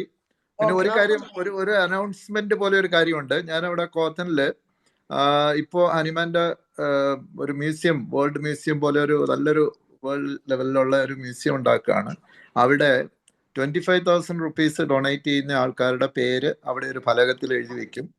എൻ്റെയൊക്കെ ഇവിടെ കേരളത്തിൽ നിന്ന് 2 പേരുടെ പേരുണ്ട്. ഒന്ന് എൻ്റെ പേരാണ്, ഒന്ന് ഡോക്ടർ പട്ടേൽ സാറിന്റെ പേരാണ്. അപ്പോൾ പോകുന്നവർ ഇതും കൂടി മനസ്സിൽ വെക്കുക. പോകാൻ എന്തെങ്കിലും ഞാനൊന്ന് ചെറുതായിട്ടൊന്ന് അന്വേഷിച്ചിട്ട് അറിയിക്കാം. എനിക്കത് ഞാനും അയക്കാം. ഞാൻ തരാം. പിന്നെ രണ്ടാമത്, എനിക്ക് ഈ ഹനുമാൻ സമയക്കുറവുണ്ടാകും, പിന്നെ പറയാം. ആ ബിൽഡിംഗ് ഇത് മെയിൻറ്റെയിൻ ചെയ്യാൻ വേണ്ടിയിട്ട് ഞാൻ അന്ന് 10,000 രൂപ ഞങ്ങൾ കൊടുത്തിരുന്നു, ഞങ്ങൾ പോയ സമയത്ത്. 25 മുകളിലുള്ളവരുടെ പേര് അവിടെ. ഓക്കെ, അതാ അന്ന് അത് വർക്ക് നടന്നപ്പോ കൊടുത്തതല്ലേ, ഈ കൊടുത്തിട്ട് കാര്യമില്ല. അതെ, അതല്ല എനിക്കത്. ഓക്കെ, അടുത്ത നമ്മുടെ ആശംസാ പ്രസംഗത്തിന് വേണ്ടി ഡോക്ടർ മുഹമ്മദ് അൻസാറിനെ ക്ഷണിക്കും. Thank you doctor. പ്രിയ ഡോക്ടർമാരെ, ഇന്നത്തെ ദിവസത്തിൻ്റെ പ്രാധാന്യം ഇതിനോടകം തന്നെ വിവരിച്ചു കഴിഞ്ഞു. ഞാൻ മറ്റൊരു രീതിയിലാണ് ഈ ദിവസത്തെ കാണാൻ ഉദ്ദേശിക്കുന്നത്. അല്ലെങ്കിൽ ഈ ഒരു ആഘോഷത്തെ നമ്മളെല്ലാ വർഷവും ഏപ്രിൽ 10-ന് വേൾഡ് ഹോമിയോപ്പതിക് ഡേ ആഘോഷിക്കുകയുണ്ട്. പക്ഷേ ഹനുമാനിയൻസ് കാലഘട്ടത്തിലുണ്ടായിരുന്ന, ഹനുമാൻ എന്തെല്ലാം ബുദ്ധിമുട്ടുകൾ ഉണ്ടായിരുന്നോ അത്തരം ബുദ്ധിമുട്ടുകൾ ഇന്നും ഈ ചികിത്സാശാസ്ത്രം നേരിടുന്നു എന്നുള്ള ഒരു പരിതാപകരമായ സ്ഥിതിയിലൂടെയാണ് നമ്മൾ പോകുന്നത്. അത് കണ്ടില്ലെന്ന് നടിച്ചിട്ട് കാര്യമില്ല. അപ്പം നമ്മൾ ഒരുപാട് കൂട്ടായ്മകളുണ്ടെങ്കിൽ കൂടി ആ കൂട്ടായ്മകളുടെ ഒന്നും പരിശ്രമം അതിനെ അതിജീവിക്കാനായിട്ട് നമുക്കൊന്നും സാധിച്ചിട്ടില്ല. അപ്പോൾ അതുകൊണ്ട് തന്നെ ഹനുമാൻ്റെ ഡെത്തിനെ കുറിച്ച് പറഞ്ഞു. ഹനുമാൻ്റെ ഡെത്ത് ജൂലൈ 2-ാം തീയതി ആണെന്നാണ് ഞാൻ എൻ്റെ കയ്യിലുള്ള ഒരു പുസ്തകത്തിലുള്ളത്. അതുകൊണ്ട് തന്നെ ആ ജൂലൈ 2-ാം തീയതി മരിച്ചെങ്കിലും 5 ദിവസം കഴിഞ്ഞിട്ടാണ് അത് പബ്ലിക് അറിയുന്നത്. അത് കഴിഞ്ഞ് അവിടെ ബറി ചെയ്തു. അത് കഴിഞ്ഞ് 50 വർഷം കഴിഞ്ഞിട്ടാണ് ഈ ജർമ്മനിയിലേക്ക് റീബറിയലിന് കൊണ്ടുവരുന്നത്. അപ്പോൾ അങ്ങനെ ഒരുപാട്, അതായത് ജീവിച്ചിരിക്കുമ്പോഴും ഒരുപാട് സഫർ ചെയ്തു, മരണപ്പെട്ടിട്ടും സഫർ ചെയ്ത ഒരു മഹാവ്യക്തിത്വം ആയിരുന്നു ഡോക്ടർ സാമുവൽ ഹാനിമാൻ. അതിന് അന്ന് ഹോമിയോപ്പതിക്ക് എന്ത് എതിർപ്പാണോ ഉണ്ടായിരുന്നത് അതിൻ്റെ മറ്റൊരു ഗ്ലോറിഫൈഡ് രീതിയിലുള്ള ഒരു എതിർപ്പ് ഇന്ന് നിലനിൽക്കുന്നു എന്നുള്ള ഒരു പരിതാപകരമായ അവസ്ഥയുണ്ട്. അപ്പോൾ ഇതിനെ നമുക്ക് എങ്ങനെ ഓവർകം ചെയ്യാൻ പറ്റും? ഓവർകം ചെയ്യാൻ പറ്റുന്നത് 18,000-ഓളം ഹോമിയോ ഡോക്ടർമാർ ക്വാളിഫൈഡ് കേരളത്തിലുണ്ട്. പക്ഷേ കേരളത്തിലുള്ള ഇത്രയും ഡോക്ടർമാരിൽ കേവലം വിരലിൽ എണ്ണാവുന്നവർക്ക് മാത്രമാണ് ഈ ഏപ്രിൽ 10-ഉം അല്ലെങ്കിൽ അതിൻ്റെ ഇമ്പോർട്ടൻസും അറിയൂ, അല്ലെങ്കിൽ അവർ ഓർമ്മിക്കുന്നുള്ളൂ എന്നുള്ള ഒരു പരിതാപകരമായ അവസ്ഥ വേറെയുണ്ട്. കാരണം ഇപ്പോൾ കുറച്ച് നാളുകളായിട്ടുള്ളൂ ഈ അസോസിയേഷൻസൊക്കെ ഈ ഒരു ഡേ, നേരത്തെ ജോസഫ് സാർ പറഞ്ഞതുപോലെ വേൾഡ് ഹോമിയോപ്പതിക് ഡേ എന്ന രീതിയിൽ ആഘോഷിക്കാൻ തുടങ്ങിയിട്ട്. അതിനു മുമ്പ് പലപ്പോഴും ഏപ്രിൽ 10 അങ്ങ് കഴിഞ്ഞു പോകും. അതായിരുന്നു സ്ഥിതി. പക്ഷേ എന്നിരുന്നാലും ഹോമിയോപ്പതിക്കെതിരെ വരുന്ന ഈ പ്രവർത്തനങ്ങളെ അല്ലെങ്കിൽ ഈ അധിക്ഷേപങ്ങളെ അതിനെ ഓവർകം ചെയ്യാനുള്ള ശരിക്കും വ്യക്തമായ ഒരു അജണ്ട നമ്മൾ ഹോമിയോ ഡോക്ടർമാർ രൂപപ്പെടുത്തേണ്ടതുണ്ട്. അതുകൂടാതെ മറ്റൊന്ന് ശ്രദ്ധിക്കേണ്ടത്, world health organisation doctors day അല്ലെങ്കിൽ അങ്ങനെയൊക്കെ അല്ലെങ്കിൽ ഓരോ ദിവസത്തിനും ഓരോ പ്രത്യേക തീം അല്ലെങ്കിൽ ഓരോ ഇൻസിഡൻറ്റിനും അല്ലെങ്കിൽ ഓരോ സംഭവങ്ങൾക്കും ഓരോ പ്രത്യേക തീം വെച്ചിട്ട് ഓരോ വർഷവും ആഘോഷിക്കാറുണ്ട്. അതുപോലെ വരും വർഷങ്ങളിൽ ഓരോ തീം വെച്ച് ആഘോഷിക്കുകയും ആ തീമിനനുസരിച്ചുള്ള ഒരു പ്രവർത്തന രീതി അല്ലെങ്കിൽ ഒരു പ്രവർത്തന ശൈലി നമ്മുടെ ഇടയിൽ ഉണ്ടാവുകയും അതിലൂടെ ഹോമിയോപ്പതിയുടെ എന്താണ് നമുക്ക് വീക്കായി നിൽക്കുന്ന ഭാഗം അതിനെ പരിപോഷിപ്പിക്കാൻ പറ്റുന്ന രീതിയിലുള്ള ഒരു എന്താ പറയുക ഒരു പ്രൊസീജിയർ ഓഫ് ആക്ട് അത് ഉണ്ടാക്കി അതിനനുസരിച്ച് നമ്മൾ പ്രവർത്തിക്കണം എന്നാണ് എനിക്ക് ഈ എളിയ സമയത്തിനുള്ളിൽ പറയാനുള്ള ഒരു കാര്യം. കൂടുതൽ ദീർഘിപ്പിക്കുന്നില്ല. എനിക്ക് ഇങ്ങനെ ഒരു അവസരം തന്ന IFPHന്റെ എല്ലാവരോടും നന്ദി പറഞ്ഞുകൊണ്ട് നിർത്തുന്നു. ഓക്കെ, വളരെ സന്തോഷം അൻസാർ ഡോക്ടർ പറഞ്ഞ പോലെ ലോകാരോഗ്യ ദിനത്തിനൊക്കെ ഓരോ വർഷം ഓരോ മോട്ടോ അവര് വെക്കും എന്ന് പറഞ്ഞ പോലെ ഓരോ ഹോമിയോപ്പതി ദിനത്തിനും ഓരോ മോട്ടോ വെച്ച് ഈ വർഷം എന്താണ് നടപ്പിലാക്കേണ്ടതെന്നുള്ള അതിനെന്താണ് പ്രത്യേകത കൊടുക്കേണ്ടതെന്നുള്ളത് വെച്ച് ചെയ്താൽ നന്നായിരിക്കും. ഓരോ വർഷം ഓരോ ലക്ഷ്യം പൂർത്തീകരിക്കുക, അങ്ങനെ ചെയ്താൽ വളരെ നന്നായിരിക്കും. നല്ല കാര്യമാണ്. അടുത്തതായി നമ്മുടെ ആശംസാ പ്രസംഗത്തിന് ക്ഷണിക്കുന്നത് ഡോക്ടർ ശാന്താചന്ദ്രൻ മാഡത്തിന്. ശാന്താചന്ദ്രൻ മാഡം ഉണ്ടോ? ശാന്താചന്ദ്രൻ മാഡത്തിനെ കാണുന്നില്ലല്ലോ. ശാന്താചന്ദ്രൻ മാഡം ഉണ്ടോ? ഒന്ന് അൺമ്യൂട്ട് ചെയ്യാമോ മാഡം? ശാന്താചന്ദ്രൻ മാഡം എത്തിയിട്ടില്ല. അല്ലെങ്കിൽ മാഡം എത്തുമ്പോഴേക്കും നമുക്ക് അടുത്ത നമ്മുടെ IFPHന്റെ ഡോക്ടർ സലീം കുമാർ ഡോക്ടറെ ക്ഷണിക്കും.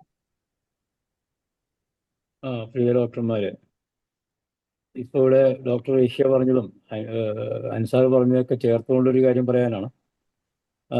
എറണാകുളത്തെ ഒരു സർജൻ, അദ്ദേഹത്തിൻ്റെ അമ്മയ്ക്ക് ഷുഗർ കൂടി കാല് മുറിച്ച് കളയാൻ അദ്ദേഹത്തിൻ്റെ ഹോസ്പിറ്റൽ ഡോക്ടർമാർ തീരുമാനിച്ചു. ഇദ്ദേഹത്തിന് തീരുമാനിക്കേണ്ടി വന്നു.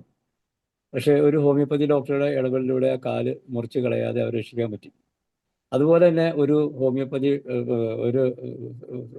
അലോപ്പതി ഡോക്ടറുടെ ഫാദറിൻ്റെ സർജറി കഴിഞ്ഞു, എക്കിൾ വന്നിട്ട് നിൽക്കുന്നില്ല, എന്തെങ്കിലും നിങ്ങൾക്ക് ചെയ്യാൻ പറ്റുമോ എന്നുള്ള അവരുടെ ആ ഒരു കരച്ചിലിൽ ഹോമിയോ മെഡിസിൻ കൊടുത്തു കഴിഞ്ഞപ്പോഴാണ് അവരെ നിന്ന് കാര്യം അബ്ഡോമിൻ സൂച്ചർ പൊട്ടിപ്പോകുമെന്ന് തന്നെ അവർക്ക് പേടി വന്നു. പിന്നെ ഒരു ഓർത്തോപീഡിഷ്യൻ്റെ അനിയൻ്റെ മകള് ഒരു വീടിൻ്റെ മുകളിൽ നിന്ന് വീണു, തലയടിച്ച് വീണു, കോർണർ റിഫ്ലക്സ് ഒക്കെ പോയി. അദ്ദേഹം പറഞ്ഞു നിങ്ങൾക്ക് വല്ലതും ചെയ്യാൻ പറ്റുമോ, ഇത് ICU കൊണ്ടൊക്കെ എത്തിയാൽ ഒന്നും സംഭവിക്കാനില്ല. അതിന് ഹോമിയോ മെഡിസിൻ കൊടുത്തപ്പോൾ മാത്രമാണ് കുട്ടി രക്ഷപ്പെട്ടത്. ഇതുപോലെ ഹോസ്പിറ്റലിൽ അഡ്മിറ്റ് ചെയ്യുന്ന പല ആളുകളെയും രഹസ്യമായിട്ടും പരസ്യമായിട്ടും ഇപ്പോൾ കോമയിൽ 45 ദിവസം കിടന്ന അവൾ ഹോമിയോ മെഡിസിൻ കഴിച്ചപ്പോൾ രക്ഷപ്പെട്ടതും ഇങ്ങനെയുള്ള കഥകളൊക്കെ ഓരോ ഡോക്ടർമാർക്ക് പോലും പറയാൻ കാണും. ഇത് നമ്മൾ ഇത്തരം പല സത്യങ്ങൾ നമുക്കൊരു പ്രശ്നം എന്താണെന്ന് വെച്ച് കഴിഞ്ഞാൽ നമ്മൾ ഒരു മുൻവിധി നമ്മളുടെ ഹനിമാൻ എന്നും മുൻവിധിക്കെതിരായിരുന്നു. നമ്മൾ ഇത്തരം സാധ്യതകൾ നമുക്കുണ്ട് എന്ന് നമ്മളുടെ ഇന്ന് ആശുപത്രികൾ ഭരിക്കുന്ന അലോപ്പതി സമൂഹത്തിന് അറിയില്ല. അവരെ എതിർക്കുമായിരിക്കും, ഒക്കെ ശരി. പക്ഷേ എവിടെയും നല്ല മനുഷ്യരുണ്ട്. ആ നല്ല മനുഷ്യർ നമ്മൾ 10 പേരോട് പറയുമ്പോൾ അതിൽ ഒരാൾക്ക് ചിലപ്പോൾ കഴിയാൻ പറ്റുന്ന വരും. അതുകൊണ്ട് തന്നെ നമ്മളുടെ ഇന്ന് ഹോമിയോപ്പതിയിലെ മഹത്വത്തെക്കുറിച്ചല്ല, ഹോമിയോപ്പതിക്ക് ഇങ്ങനെയുള്ള ചില സാധ്യതകൾ ഉണ്ടെന്നുള്ള ഒരു പ്രചരണം ഇത്തരം ഡോക്ടർമാർ അലോപ്പതി സമൂഹത്തിൻ്റെ ഇടയിലും പൊതുജനത്തിൻ്റെ ഇടയിലും നമ്മൾ നടത്തേണ്ടതുണ്ട്. അപ്പോൾ ഒരു 100 പേര് തള്ളിക്കളയുമ്പോൾ 2 പേര് പറ്റുമായിരിക്കും. ചിലപ്പോൾ ഈ തള്ളിക്കളയുന്ന ആൾക്കാരുടെ കുടുംബക്കാർക്ക് പ്രശ്നങ്ങൾ വരുമ്പോൾ ഒരുപക്ഷെ അവർ നമ്മളെ സമീപിച്ചേക്കാം. അങ്ങനെ ഒരു സാധ്യത ഇന്ന് നമ്മൾ ഉപയോഗിക്കേണ്ടതല്ലേ? പലർക്കും അറിയില്ല. ഇന്നിപ്പോൾ പൊള്ളൽ 40% പൊള്ളലേറ്റാൽ മരിക്കുമെന്നുള്ളത് ഹോമിയോപ്പതി മരുന്ന് കഴിക്കാൻ ഭാഗ്യം ചെയ്തവർ മാത്രമേ രക്ഷപ്പെടുകയുള്ളൂ. ഇത്തരം സാധ്യതകളൊക്കെ നമ്മൾ പറയണം. അതുപോലെ ക്യാൻസർ പെയിൻ, ഇതൊക്കെ നമുക്ക് ചെയ്യാവുന്ന ഒരുപാട് കാര്യങ്ങളുണ്ട്. അതുകൊണ്ട് തന്നെ ഇത് പൊതുജനങ്ങളെയും അലോപ്പതി സമൂഹത്തെയും അറിയിക്കണം. പല ഹോസ്പിറ്റലിലെ ആർക്കും അവരുടെ റിസൾട്ട് പ്രഗ്നൻസി അല്ല, പ്രസവത്തിന്റെ കേസിൽ പോലും ഒരുപാട് കോംപ്ലിക്കേഷൻ മരുന്ന് കൊണ്ട് ഒഴിവാക്കാനാവും. അപ്പോൾ അവരുടെ തന്നെ ഓപ്പറേഷനോ അല്ലെങ്കിൽ കേസുകളോ വിജയിപ്പിക്കാൻ നമുക്ക് സാധിക്കും എന്നുള്ളത് അവരെ ബോധ്യപ്പെടുത്താൻ നമ്മൾ ഇതുവരെ ഒന്നും ശ്രമിച്ചിട്ടില്ല. നമ്മൾ പലപ്പോഴും അവരെ കുറ്റപ്പെടുത്തുന്നതിനാണ് നമ്മൾ ജയിക്കുന്നത്. ഇപ്പൊ തന്നെ ഇവിടെ വന്നേക്കാൻ എത്രയോ അലോപ്പതി ഡോക്ടർമാരുണ്ട്. അപ്പൊ നമ്മളുടെ അനുഭവമുള്ളവർ എവിടെയും കാണും. പലരും ഒട്ടനവധി അലോപ്പതി ഡോക്ടർമാരുടെ പിതാക്കന്മാര് ആയുർവേദ വൈദ്യന്മാരും ഹോമിയോ ഡോക്ടർമാരൊക്കെ ആയിരുന്നവരാണ്. അങ്ങനത്തെ ഒരു സമൂഹം അവിടെ ഒരു 5% ഉണ്ടെന്നുള്ള കാര്യം നമ്മൾ മറക്കരുത്. അപ്പോൾ അങ്ങനെ ഒരു സാധ്യത നമ്മൾ ഇനിയെങ്കിലും നമ്മൾ പരിഗണിക്കണം. ആ രീതിയിലൊരു പ്രചരണം സമൂഹത്തിലും അലോപ്പതി സമൂഹത്തിൽ നടത്തിയാലേ ഹോമിയോപ്പതിക്ക് സമൂഹത്തിന് വേണ്ടി എന്തെങ്കിലും ചെയ്യാനാവൂ എന്നുള്ളതാണ് എനിക്ക് പറയുന്നത്. ഓക്കെ, സലീംകുമാർ ഡോക്ടറെ, വളരെ സന്തോഷം. സലീംകുമാർ ഡോക്ടർ പറഞ്ഞിരിക്കുന്നത് എന്താണ്, അലോപ്പതിയാണ് അവസാന വാക്ക് എന്ന് പറഞ്ഞിരിക്കുന്നത്. അലോപ്പതി കൊണ്ട് സക്സസ് ആയില്ലേ ഒരു രോഗി മരിച്ചോട്ടെ എന്ന് വിചാരിക്കുന്ന സന്ദർഭങ്ങളിൽ അങ്ങനെ വിചാരിക്കാതെ ഹോമിയോപ്പതിക്ക് എന്തെങ്കിലും ചെയ്യാൻ പറ്റുമോ എന്നുള്ള ഒരു ഇടം കണ്ടെത്തണം എന്നാണ് സലീംകുമാർ ഡോക്ടർ പറഞ്ഞത്. അത് വളരെ നല്ല കാര്യം, സന്തോഷം. അടുത്തത് ഡോക്ടർ ഭാഗ്യലക്ഷ്മി, അഞ്ജു അരവിന്ദ് മാഡത്തിന്റെ ഡോക്ടർ കൂടിയായ ഭാഗ്യലക്ഷ്മി മാഡത്തിനെ ക്ഷണിക്കും.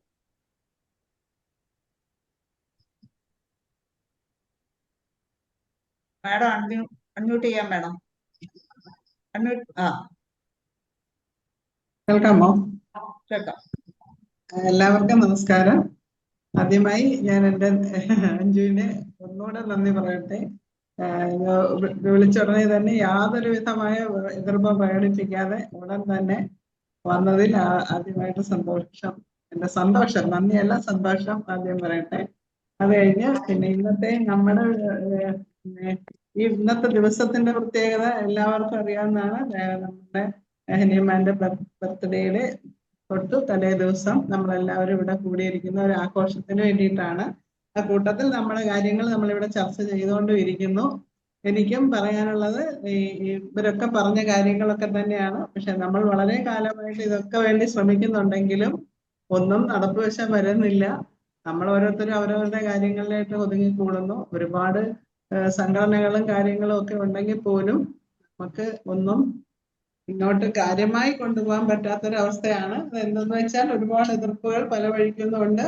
നമ്മളുടെ പിന്നെ ഇത് എന്തെങ്കിലും ഒന്ന് ശരിയായി വന്നാൽ തന്നെ അത് അവരുടെയൊക്കെ പറച്ചിലാ അത് അങ്ങനെ നടന്നു. അല്ലാതെ നമ്മളുടെ മെഡിസിന്റെ ആക്ഷൻ ആണെന്ന് സമ്മതിച്ചു തരാൻ അതൊക്കെ ഇതുവരെ പറ്റിയിട്ടില്ല. പക്ഷെ പല ആളുകളും നമ്മുടെ കാര്യങ്ങൾ മനസ്സിലാക്കി വളരെയധികം സന്തോഷത്തോടു കൂടി നമ്മളെ അംഗീകരിക്കുന്നവർ ഒരുപാട് പേരുണ്ട്. അത് ഒരു സെക്ഷൻ. ബാക്കി ഒരു സെക്ഷൻ ഇടപെടലെ ശാസ്ത്രീയത ഇല്ലാന്ന് പറഞ്ഞിട്ട് വിളിക്കുന്നു. നമ്മുടെ ശാസ്ത്രീയത അവർക്ക് കണ്ടുപിടിക്കാൻ പറ്റാത്തതിന് നമ്മൾ ഉത്തരവാദികളല്ല. നമ്മൾ കേസുകൾ കുറച്ച് കാണിച്ചു കൊടുക്കുന്നുണ്ട്. അതിൽ നമ്മൾക്ക് ഈ പറഞ്ഞ പോലെ ദൈവത്തിന്റെ സ്വന്തം കൈയൊപ്പുള്ള ഈ ഒരു മഹാശാസ്ത്രത്തിന് കണ്ടുപിടിച്ച ആ ഉപജ്ഞാതാവിന്റെ നാളെയാണ് അദ്ദേഹത്തിന്റെ 271 ജന്മദിനം. അദ്ദേഹത്തിന്റെ പാത പിന്തുടർന്ന് അതേ രീതിയിൽ അല്ലെങ്കിൽ പോലും കുറച്ചെങ്കിലും ഈ രോഗികൾക്ക് ആശ്വാസം പകർന്നു കൊടുക്കാൻ കഴിയുന്ന ഒരു സിസ്റ്റത്തിലേക്കാണല്ലോ നമ്മളെല്ലാവരും ഇപ്പൊ ഇരിക്കുന്നത്. നമ്മുടെ ആ സിസ്റ്റത്തിൽ സിസ്റ്റത്തിന്റെ പ്രവർത്തനങ്ങൾ ഇനിയും അധികം മുന്നോട്ട് കൊണ്ടുപോകാൻ വേണ്ടി നമ്മളാൽ കഴിയുന്ന കാര്യങ്ങളെല്ലാം ചെയ്യണമെന്നുള്ള ആ ഒരൊറ്റ ഇതിലാണ് നമ്മൾക്ക് എല്ലാവർക്കും ഒരുപോലെ മുന്നോട്ട് പോകേണ്ടത്. നമ്മുടെ എല്ലാവരുടെയും ഒരേ മനസ്സോടു കൂടിയുള്ള യാത്ര നമ്മുടെ സിസ്റ്റത്തെ വളരെയധികം ഭംഗിയായിട്ട് ഇനി കൊണ്ടുപോകാൻ നമുക്ക് സാധിക്കും എന്നുള്ള ആ ഉറച്ച വിശ്വാസത്തോടു കൂടി നമുക്ക് മുന്നോട്ട് പോകാം. ഇന്നത്തെ ഇന്നത്തെ മനുഷ്യരാശിക്ക് ഏറ്റവും അധികം അത്യാവശ്യം വേണ്ട ഒരു വൈദ്യശാസ്ത്രം തന്നെയാണ് നമ്മളത്. അത് ഏറ്റവും കൂടുതൽ ഇത്രയൊരു നന്മയുള്ള ശാസ്ത്രം വേറെ ഉണ്ടെന്ന് എനിക്ക് തോന്നുന്നില്ല. എന്തായാലും ഇത്രയും കാലമായിട്ട് നമ്മുടെ ഹോമിയോപ്പതിക്ക് വേണ്ടി അതിന്റെ ഉന്നമനത്തിന് വേണ്ടി ഇടതടവില്ലാതെ 2047 ദിവസമായിട്ട് പ്രവർത്തിക്കുന്ന ഈ IFPHന് എല്ലാവിധ ആശംസകളും നമ്മുടെ ഹോമിയോപ്പതിക്കും എല്ലാ ആശംസകളും നേരുന്നു. ഒരിക്കൽ കൂടി ഞാൻ എൻ്റെ അഞ്ജു കുട്ടിക്ക് നന്ദി പറയുന്നു. അതോടുകൂടി നിർത്തട്ടെ. വളരെ സന്തോഷം ഭാഗ്യലക്ഷ്മി മാഡം. ഹോമിയോപ്പതിയുടെ ശാസ്ത്രീയത അല്ലെങ്കിൽ ഹോമിയോപ്പതി എങ്ങനെയാണ് പ്രവർത്തിക്കുന്നത് എന്നുള്ളതിന് ശാസ്ത്രത്തിന്റെ വളർച്ചയിലൂടെ തെളിയിക്കാൻ കഴിയട്ടെ എന്ന് ആശിച്ചുകൊണ്ട് നിർത്തുന്നു. ഭാഗ്യലക്ഷ്മി മാഡത്തിന് അങ്ങനെ നമുക്ക് ആശിക്കാം. ശാസ്ത്രം വളരുമ്പോൾ അതിന്റെ ശാസ്ത്രീയതയും തെളിയും എന്ന് നമുക്ക് ആശിക്കാം. അതെ, ഇപ്പൊ അതിനുള്ള പരിപാടികളെല്ലാം നടന്നുകൊണ്ടിരിക്കുകയാണല്ലോ, അതിന്റെ കാര്യങ്ങൾ ഓക്കെ, അങ്ങനെ വരട്ടെ. അതാണ്. അതെ, അപ്പൊ അതുകൊണ്ട് നമുക്ക് എല്ലാവർക്കും പ്രാർത്ഥിക്കുകയും കൂടെ ചെയ്യാം, അതൊന്നൊക്കെ നടന്നു കിട്ടട്ടെ. നമ്മുടെ കാലത്തിലെങ്കിലും അതൊക്കെ ഒന്ന് കണ്ടു കിട്ടുകൊണ്ട് നമുക്ക് വരയ്ക്കാൻ സാധിച്ചെങ്കിൽ അത് വീക്ഷിക്കാം. വളരെ സന്തോഷം ഭാഗ്യലക്ഷ്മി മാഡം. അടുത്തത് നമുക്ക് ആശംസാ പ്രസംഗത്തിനായിട്ട് ജെയിംസ് പോൾ സാറിനെ ക്ഷണിക്കും.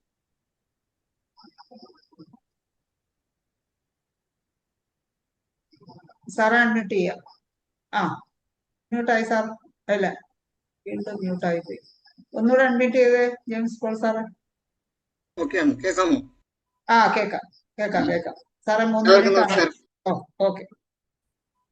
അതേപോലെ തന്നെ ഈസ്റ്ററിന്റെയും വിഷുവിന്റെയും ആശംസകൾ. കാരണം ഈ 2 തിരുനാളുകളും പ്രതീക്ഷകളുടെ തിരുനാളുകളാണ്. അതേപോലെ തന്നെ ലോക ജനതകൾക്ക് പ്രതീക്ഷയുടെയും അനന്ത സാധ്യതകൾ ഉള്ള ഒരു സിദ്ധാന്തം മുന്നോട്ട് വെച്ച ഒരു മഹത് വ്യക്തിത്വത്തിന്റെ പിറന്നാൾ ആഘോഷമാണ് ഇവിടെ നടക്കുന്നത്. ഈ തരുണത്തിൽ 2 പോയിന്റുകളാണ് എനിക്ക് മുന്നോട്ട് വെക്കാനുള്ളത്. ഒന്ന്, നമ്മുടെ ഉദ്ഘാടക പ്രസംഗത്തിൽ ഒരു സെന്റൻസ്, അതായത് ജീവശക്തിയുടെ താളം വീണ്ടെടുക്കുക എന്നുള്ളതാണ് ഹോമിയോപ്പതിയുടെ ദൗത്യം. അതേപോലെ തന്നെ ഡോക്ടർ ജോസ് ഐസക് പറഞ്ഞത്, ഹനിമാൻ സിദ്ധാന്തം അനുസരിച്ചുള്ള പ്രാക്ടീസ് നമ്മൾ പിന്തുടരണം. അപ്പോഴാണ് ഹോമിയോപ്പതിയോടും ഹോമിയോപ്പതിയുടെ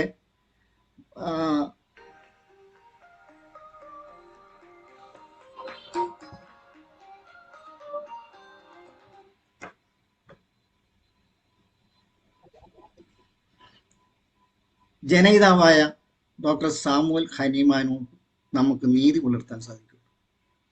ഇത് പറയാൻ കാരണം, ഇന്ന് മാർക്കറ്റിൽ ജലദോഷം മുതൽ ക്യാൻസർ വരെയുള്ള എല്ലാ രോഗത്തിനും റെഡിമെയ്ഡ് മരുന്നുണ്ട്, പാറ്റേൺ മെഡിസിൻസ്. അത് എങ്ങനെ ഹോമിയോപ്പതിക്കാവും? ഇതാണ് എൻ്റെ സംശയം. മാത്രമല്ല, ഇന്ന് പല ഫോറംസും ഉണ്ട്. IAPH പോലെ തന്നെ സീനിയേഴ്സ് ഫോറം ഉണ്ട്, ജൂനിയേഴ്സ് ഫോറം ഉണ്ട്, ബിഗിനേഴ്സ് ഫോറം ഉണ്ട്. അങ്ങനെ പല ഹോമിയോപ്പതി ഫോറങ്ങളുണ്ടെങ്കിലും അവിടെയെല്ലാം ആ കൂടിയിരിക്കുന്ന ശ്രോതാക്കൾക്ക് പകർന്നു കൊടുക്കുന്നത് ടിപ്പുകളും പ്രോട്ടോക്കോളുകളുമാണ്. അത് ഹോമിയോപ്പതി ആകില്ല. മാത്രമല്ല, നമ്മുടെ സിദ്ധാന്തത്തിന് ഒരു ഐഡന്റിറ്റി ഉണ്ടാക്കണമെങ്കിൽ, നേരത്തെ ഡോക്ടർ സലിം കുമാർ പറഞ്ഞ പോലെ തന്നെ, അലോപ്പതി അല്ലെങ്കിൽ മറ്റേതെങ്കിലും ശാസ്ത്ര ശാഖ എവിടെ നിൽക്കുന്നു, ഗത്യന്തരമില്ലാതെ എവിടെ നിൽക്കുന്നു, അവിടെയാണ് ഹോമിയോപ്പതിക്കാരൻ്റെ തുടക്കം. അത് നമുക്ക് സാധിക്കണം. അത് പല കേസിലും എനിക്ക് സാധ്യമായതുകൊണ്ടാണ് ഞാനിങ്ങനെ പറയുന്നത്. ഒത്തിരി പേർക്ക് ജീവിതം പകർന്നു കൊടുക്കാൻ എനിക്ക് സാധിച്ചിട്ടുണ്ട്. അതായത് ഒപ്റ്റിക് അട്രോഫി സുഖമായ കേസുകളുണ്ട്, വാസ്കുലർ ഡിഫോമിറ്റി സുഖമായ കേസുകളുണ്ട്, ട്യൂബറസ് സ്ക്ലീറോസിസ് സുഖമായ കേസുകളുണ്ട്. ഇവിടെയെല്ലാം മോഡേൺ മെഡിസിൻ വളരെ 5 സ്റ്റാർ 7 സ്റ്റാർ നിലവാരത്തിലുള്ള ആശുപത്രികൾ സുല്ല് പറഞ്ഞ കേസുകളാണ്. അവർക്കെല്ലാം ജീവിതം തിരിച്ചു കൊടുക്കാനായിട്ട് സഹായിച്ചിട്ടുണ്ട്. അത് എന്തുകൊണ്ട് എനിക്ക് സാധിച്ചു എന്ന് പറഞ്ഞു കഴിഞ്ഞാൽ, ഞാൻ പഠിച്ചിറങ്ങി അന്ന് മുതൽ ഇന്ന് വരെ പഠിച്ചുകൊണ്ടിരിക്കുകയാണ്. അപ്പോൾ എനിക്കൊരു ഡ്രഗിൻ്റെ ആത്മാവ്, എല്ലാ ഡ്രഗിൻ്റെ അല്ല, കുറേ ഡ്രഗ്സിൻ്റെ ആത്മാവിനെ എനിക്ക് തിരിച്ചറിയാൻ പറ്റുന്നുണ്ട്. ആ തിരിച്ചറിവാണ് എനിക്ക് കിട്ടിയിട്ടുള്ള ക്യൂർ. ഇപ്പം നമ്മൾ പ്രത്യേകിച്ച് സീനിയർ ഡോക്ടേഴ്സ് ജൂനിയർ ഡോക്ടേഴ്സിനെ പറഞ്ഞു കൊടുക്കേണ്ടതും പകർന്നു കൊടുക്കേണ്ടതും ഈ തിരിച്ചറിവാണ്. ഒരു ഡ്രഗിൻ്റെ ആത്മാവിനെ അവർക്ക് പകർന്നു കൊടുക്കണം. കാരണം ഏത് രോഗമാണെങ്കിലും, ക്യാൻസർ ആകട്ടെ, മറ്റ് ഓട്ടോഇമ്യൂൺ ഡിസീസ് ആകട്ടെ, ഓട്ടോസോമലാകട്ടെ, ഏതാണെങ്കിലും ഇതിൻ്റെ ബേസ് തുടങ്ങുന്നത് ഡീജനറേഷനാണ്. ജീൻ ലെവലിലാണ് ഡീജനറേഷൻ തുടങ്ങുന്നത്. അപ്പം അവിടം വരെ എത്തുന്ന ആ കോൺസ്റ്റിറ്റ്യൂഷണൽ മെഡിസിൻ അല്ലെങ്കിൽ ആൻറ്റി മയാസ്മാറ്റിക് മെഡിസിൻ ചെന്നെങ്കിൽ മാത്രമേ അതിന് ശാശ്വതമായിട്ടുള്ളൊരു പരിഹാരമാവുന്നത്, ക്യൂർ കിട്ടുന്നുള്ളൂ. ഈ ഒരു ഈ ഒരു തിരിച്ചറിവ് ജൂനിയേഴ്സിന് പകർന്നു കൊടുക്കണം. ഇത് എൻ്റെ പ്രാർത്ഥനയും എൻ്റെ അപേക്ഷയും. ഒരു പരിധിവരെ IAPH അത് സാധിക്കുന്നുണ്ടെന്നുള്ളതാണ് എൻ്റെ വിശ്വാസം. കാരണം ഈ 2047ഓളം ഈ എപ്പിസോഡുകളിലൂടെ സഞ്ചരിക്കുമ്പോൾ കുറേയെല്ലാം ആത്മവിശ്വാസം, കുറേയെല്ലാം അറിവ്, ഞാൻ പറഞ്ഞ ആ തിരിച്ചറിവ് ശ്രോതാക്കൾക്ക് കിട്ടും എന്നുള്ളതാണ് എൻ്റെ വിശ്വാസം. അപ്പം അതങ്ങനെ തന്നെ പോകട്ടെ. ഈ ഹനുമാൻ ഡേയുടെ എല്ലാ ആശംസകളും നേർന്നുകൊണ്ട് എൻ്റെ വാക്കുകൾ അവസാനിക്കുന്നു. ഓക്കെ, വളരെ സന്തോഷം ജെയിംസ് പോൾ സാറേ. സാറ് പറഞ്ഞത് അപ്പൊ ഇനി സീനിയർ ഡോക്ടർമാർ എല്ലാവരും ഈ ടിപ്പിനെക്കാട്ടി കൂടുതൽ എല്ലാ മരുന്നുകളുടെയും ആത്മാവ് ജൂനിയേഴ്സിന് പകർന്നു കൊടുക്കുക എന്നുള്ളതാണ് ആയിരിക്കണം അവരുടെ ലക്ഷ്യം. ഓക്കെ, വളരെ സന്തോഷം. അടുത്തത് ആശംസാ പ്രസംഗത്തിന് വേണ്ടി ഡോക്ടർ പ്രീത എം മുന്നിയെ ക്ഷണിക്കും. ഡോക്ടറെ 3 മിനിറ്റാണ്. അൺമ്യൂട്ട് ചെയ്ത് സംസാരിക്കാമോ? അൺമ്യൂട്ട് ചെയ്തിട്ടില്ല.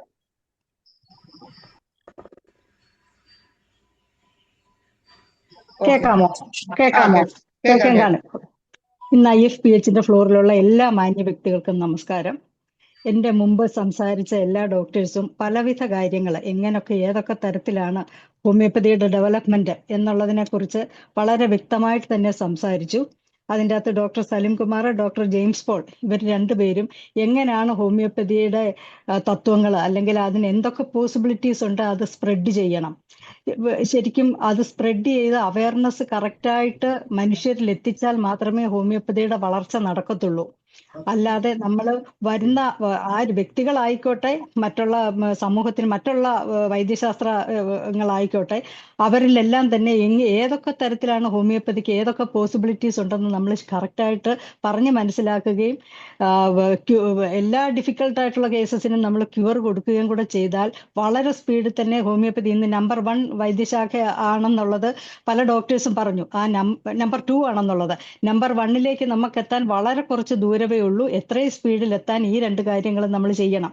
എനിക്ക് കിട്ടിയ ഒരു അനുഭവം പറയുകയാണ്. ഞാൻ പ്രാക്ടീസ് ചെയ്യാൻ തുടങ്ങുമ്പം 1994 കാര്യമാണ് പറയുന്നത്. ഞാൻ ആദ്യം തമിഴ്നാട്ടിലെ അർക്കോണം എന്ന് പറയുന്ന സ്ഥലത്താണ് പ്രാക്ടീസ് സ്റ്റാർട്ട് ചെയ്യുന്നത്. അവിടെ അന്ന് ഞാൻ പ്രാക്ടീസ് ചെയ്യുമ്പം തമിഴ് ജനതയ്ക്ക് ആ ഭാഗത്തുള്ളവർക്ക് അത് ടോട്ടലി എല്ലാവരെയും കൂടെ ഞാൻ പറയുന്നില്ല, ഭൂരിഭാഗം. കാരണം അവിടെ അലോപ്പതി കഴിഞ്ഞാൽ പിന്നെ സിദ്ധയേ ഉള്ളൂ, ഹോമിയോപ്പതി ഇല്ല. അപ്പം അവർക്ക് ഹോമിയോപ്പതി മെഡിസിനെ കുറിച്ച് യാതൊരു അറിവുമില്ല. ആ സമയത്ത് എന്നോട് ചോദിക്കും, ഹോമിയോപ്പതി മെഡിസിൻ എങ്ങനെ ഇരിക്കും, വെളുത്താണോ കറുത്താണോ, ലിക്വിഡാണോ അതോ ടാബ്ലറ്റ്സ് ആണോ എന്ന് വരെ ചോദിക്കുന്ന ഒരു അവസ്ഥയിലായിരുന്നു ഞാൻ അവിടെ പ്രാക്ടീസ് ചെയ്യാനായിട്ട് തുടങ്ങുന്നത്. ആ സമയത്ത് ആദ്യം പിന്നെ തമിഴ് മക്കൾക്കൊരു പ്രത്യേകതയുള്ളത്, മലയാളീസിനെ പോലല്ല, ഒരു തവണ ഒരാളൊന്ന് വന്നാൽ നെക്സ്റ്റ് ടൈം അവർ വരുമ്പോൾ ഒരു 3 പേരെയും കൂടെ വിളിച്ചോണ്ടേ വരത്തുള്ളൂ. അതുകൊണ്ട് പെട്ടെന്ന് എനിക്ക് കൂടുതൽ ആൾക്കാരിലേക്ക് ഈ സംഭവങ്ങൾ ഹോമിയോപ്പതി എന്ന് പറയുന്നത് എന്താണെന്ന് സ്പ്രെഡ് ചെയ്യാൻ സാധിക്കുകയും വളരെ സ്പീഡിൽ തന്നെ അവർക്ക് ക്യൂർ കൊടുത്തപ്പം ഇവർക്കൊരു പ്രത്യേകതയുണ്ട്. അവരുടെ അനുഭവം അതാണ്, എന്ത് ട്രീറ്റ്മെന്റിന് പോയാലും അവിടെ ചെന്ന് കഴിഞ്ഞാൽ ഊശി പോടണം. അപ്പൊ ഞാനും ട്രീറ്റ്മെന്റ് നടത്തി മെഡിസിൻ കൊടുത്തു കഴിയുമ്പോൾ എന്നോട് ചോദിക്കും, ഒരു അമ്മ ഒരു ഊശി പോടണ്ടേ? അപ്പൊ ഞാൻ പറയും, ഊശി പോടാതെ തന്നെ നിങ്ങൾക്ക് കുറവ് കിട്ടും. അതായത് വേദനിക്കാതെ തന്നെ, മധുരിച്ചിട്ട് തന്നെ നിങ്ങൾക്ക് കംപ്ലീറ്റ്ലി ക്യൂർ ആയി തീരും. യാതൊരു സംശയവും വേണ്ട. 4-5 ദിവസം കഴിയുമ്പോൾ എന്നോട് വന്ന് പറയുക. അപ്പൊ അത് സ്ലോലി അവർക്കത് മനസ്സിലാവുകയും, ഞാൻ പറഞ്ഞല്ലോ, ഒരാൾ വന്നാൽ പിന്നെ 3 പേരെയും കൊണ്ടേ വരത്തുള്ളൂ. അപ്പൊ ആദ്യത്തെ ക്ലിനിക്കിൽ ഒരു 10 ചെയറെ വിസിറ്റിംഗ് റൂമിൽ ഇട്ടിരുന്നുള്ളൂ. കാരണം അത്രയൊക്കെ പ്രതീക്ഷ ഉണ്ടായിരുന്നുള്ളൂ. ഒരു 3 months കഴിഞ്ഞപ്പോൾ അതിന്റെ വെളിയിലുള്ള കുറച്ച് പോർഷനും കൂടെ നമ്മൾ ചേർത്തെടുത്ത് അവിടെ വീണ്ടും ഒരു 25 ചെയറും കൂടെ ഇടേണ്ട ഒരു അവസ്ഥയാണ് വന്നത്. വേറൊരു അനുഭവം കൂടെ ഉണ്ടായി. അവിടെ അന്ന് ഒരു കുട്ടിക്ക് അവന് ഞാൻ 1 year കഴിഞ്ഞപ്പോഴത്തേന് 95 അവന് എൻട്രൻസ് എഴുതി BHMS ആ കിട്ടിയത്. അപ്പൊ അവൻ ആ സമയത്ത് അവരുടെ പേരൻസ് ഒരു 4 മണിയായപ്പോൾ ഇത് അവർക്ക് അറിഞ്ഞുകൂടാ, BHMS എന്താണ്, ഹോമിയോപ്പതി മെഡിസിൻ എന്താണ്, അവർക്ക് അത് അറിയാൻ വയ്യ. അപ്പൊ ഈ കുട്ടിയും ഇവർ 3 പേരോട് ഫാദറും മദറും ഈ കുഞ്ഞും കൂടെ വന്നപ്പം എന്നോട് ചോദിച്ചു, ഡോക്ടറെ ഇതിന് പോയാൽ എന്തെങ്കിലും, അതായത് കഞ്ഞി കുടിക്കാൻ പക കിട്ടുമോ എന്നുള്ളതാണ് ചോദിച്ചത്. അന്നേരം 4 മണിയേ ആയിട്ടുള്ളൂ, 2-3 പേഷ്യൻസേ അവിടെ ഉള്ളൂ. ഞാൻ പറഞ്ഞു, ഇവരെ ഞാനൊന്ന് വിട്ടോട്ടെ, ഒരു 5:30 ആകുമ്പോൾ ഇങ്ങോട്ടൊന്ന് വന്നാട്ടെ എന്ന് പറഞ്ഞു. വീണ്ടും 5:30 ആയപ്പോൾ അവർ വന്നപ്പോഴത്തേന് ആ ഫുൾ ചെയർ നിറഞ്ഞിട്ടുണ്ട്. ഞാൻ പറഞ്ഞു, നിങ്ങൾ ചോദിച്ചതിനുള്ള ഉത്തരവായില്ലേ? ഞാനും പ്രാക്ടീസ് ചെയ്യാൻ തുടങ്ങിയിട്ട് 1 വർഷമേ ആകുന്നുള്ളൂ. അപ്പൊ നിങ്ങളുടെ കുട്ടിക്ക് തീർച്ചയായിട്ടും കഞ്ഞിക്കുള്ള വക കിട്ടുമെന്നുള്ളത് ഉറപ്പായല്ലോ. അവർ വളരെ സന്തോഷമായിട്ട് പോയി അവനെ ആ കോഴ്സിന് തന്നെ ചേർത്തു. ഇന്ന് അവൻ പ്രമുഖനായ ഒരു ഡോക്ടറായിട്ട് തമിഴ്നാട്ടിൽ എവിടെങ്കിലും ഇരിക്കുന്നുണ്ടായിരിക്കാം.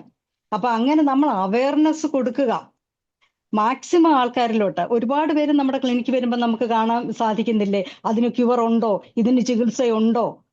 ഞാൻ തന്നല്ല, നമ്മൾ ഓരോ ഹോമിയോപ്പത്തിൽ കൂടെ ഇന്നും സാമുവൽ ഹനുമാൻ എന്ന് പറയുന്ന വ്യക്തി ജീവിച്ചിരിക്കുന്നു. അതുകൊണ്ട് അദ്ദേഹത്തിന് മരണമില്ല, അദ്ദേഹത്തിന്റെ പ്രിൻസിപ്പിൾസിന് മരണമില്ല. അതുകൊണ്ട് നല്ലൊരു ജന്മദിനം അദ്ദേഹത്തിന് വേണ്ടി ഞാൻ ആശംസിക്കുകയാണ്, കാരണം അദ്ദേഹത്തിന് മരണമില്ല. അപ്പോൾ ഇത് പല ഡോക്ടേഴ്സും അത് പറഞ്ഞു, ഏറ്റവും കൂടുതൽ നന്നായിട്ട് നമുക്കത് സ്പ്രെഡ് ചെയ്യണം, അവയർനെസ് കറക്റ്റായിട്ട് കൊടുക്കണം. എല്ലാ ഡിഫിക്കൽട്ടി ഇന്ന് പ്രൗഡ് ആകുന്ന എന്താ, സർജിക്കൽ കേസ് ആയിക്കോട്ടെ, വളരെ ഡിഫിക്കൽട്ട് ആയിട്ടുള്ള കോംപ്ലിക്കേറ്റഡ് ആയിട്ടുള്ള ക്രോണിക് ഡിസീസ് ആയിക്കോട്ടെ, എന്താണെങ്കിലും നമുക്കതെടുത്ത് ക്യൂർ ചെയ്ത് കൊടുക്കാനായിട്ട് സാധിക്കുന്നു. ഓരോരുത്തരും നമ്മൾ ചെയ്യേണ്ടത് അതാണ്. അതുപോലെ maximum awareness through social media ആയിക്കോട്ടെ, ഡയറക്ട്ലി വരുന്ന പേഷ്യൻസിനോടായിക്കോട്ടെ, അല്ലെങ്കിൽ അവർക്ക് വേണ്ട നെക്സ്റ്റ് തലമുറ. പലരും അറച്ചു നിൽക്കുന്നവരുണ്ട്. ഞാനും ആദ്യം BHMS കിട്ടിയപ്പോൾ വളരെയധികം ദുഃഖിച്ചിരുന്ന ഒരു വ്യക്തിയാണ് പഠിക്കുന്ന സമയത്ത്.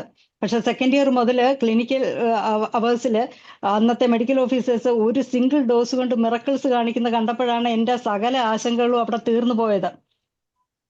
ഇതുകൊണ്ട് നമുക്ക് ധാരാളം കാര്യം ചെയ്യാമെന്ന് മനസ്സിലാക്കിയത്. അതുപോലെ ഓരോരുത്തരും ഇത് സെപ്പറേറ്റ് ആയിട്ട് എടുത്ത് ഹോമിയോപ്പതി തന്നെ കുട്ടികൾ പഠിക്കണം, ഇതിൽ തന്നെ നിലനിന്ന് ഇതിനെ ടോപ്പ് മോസ്റ്റ് നമ്പർ 1 എത്തിക്കണം എന്നൊരു അഭ്യർത്ഥനയാണ് അഭ്യർത്ഥിച്ചുകൊണ്ട് ആകപ്പാട് ശൈല ഡോക്ടർ 3 മിനിറ്റ് തരുന്ന വളരെ നിരാശാജനകമായി പോയി.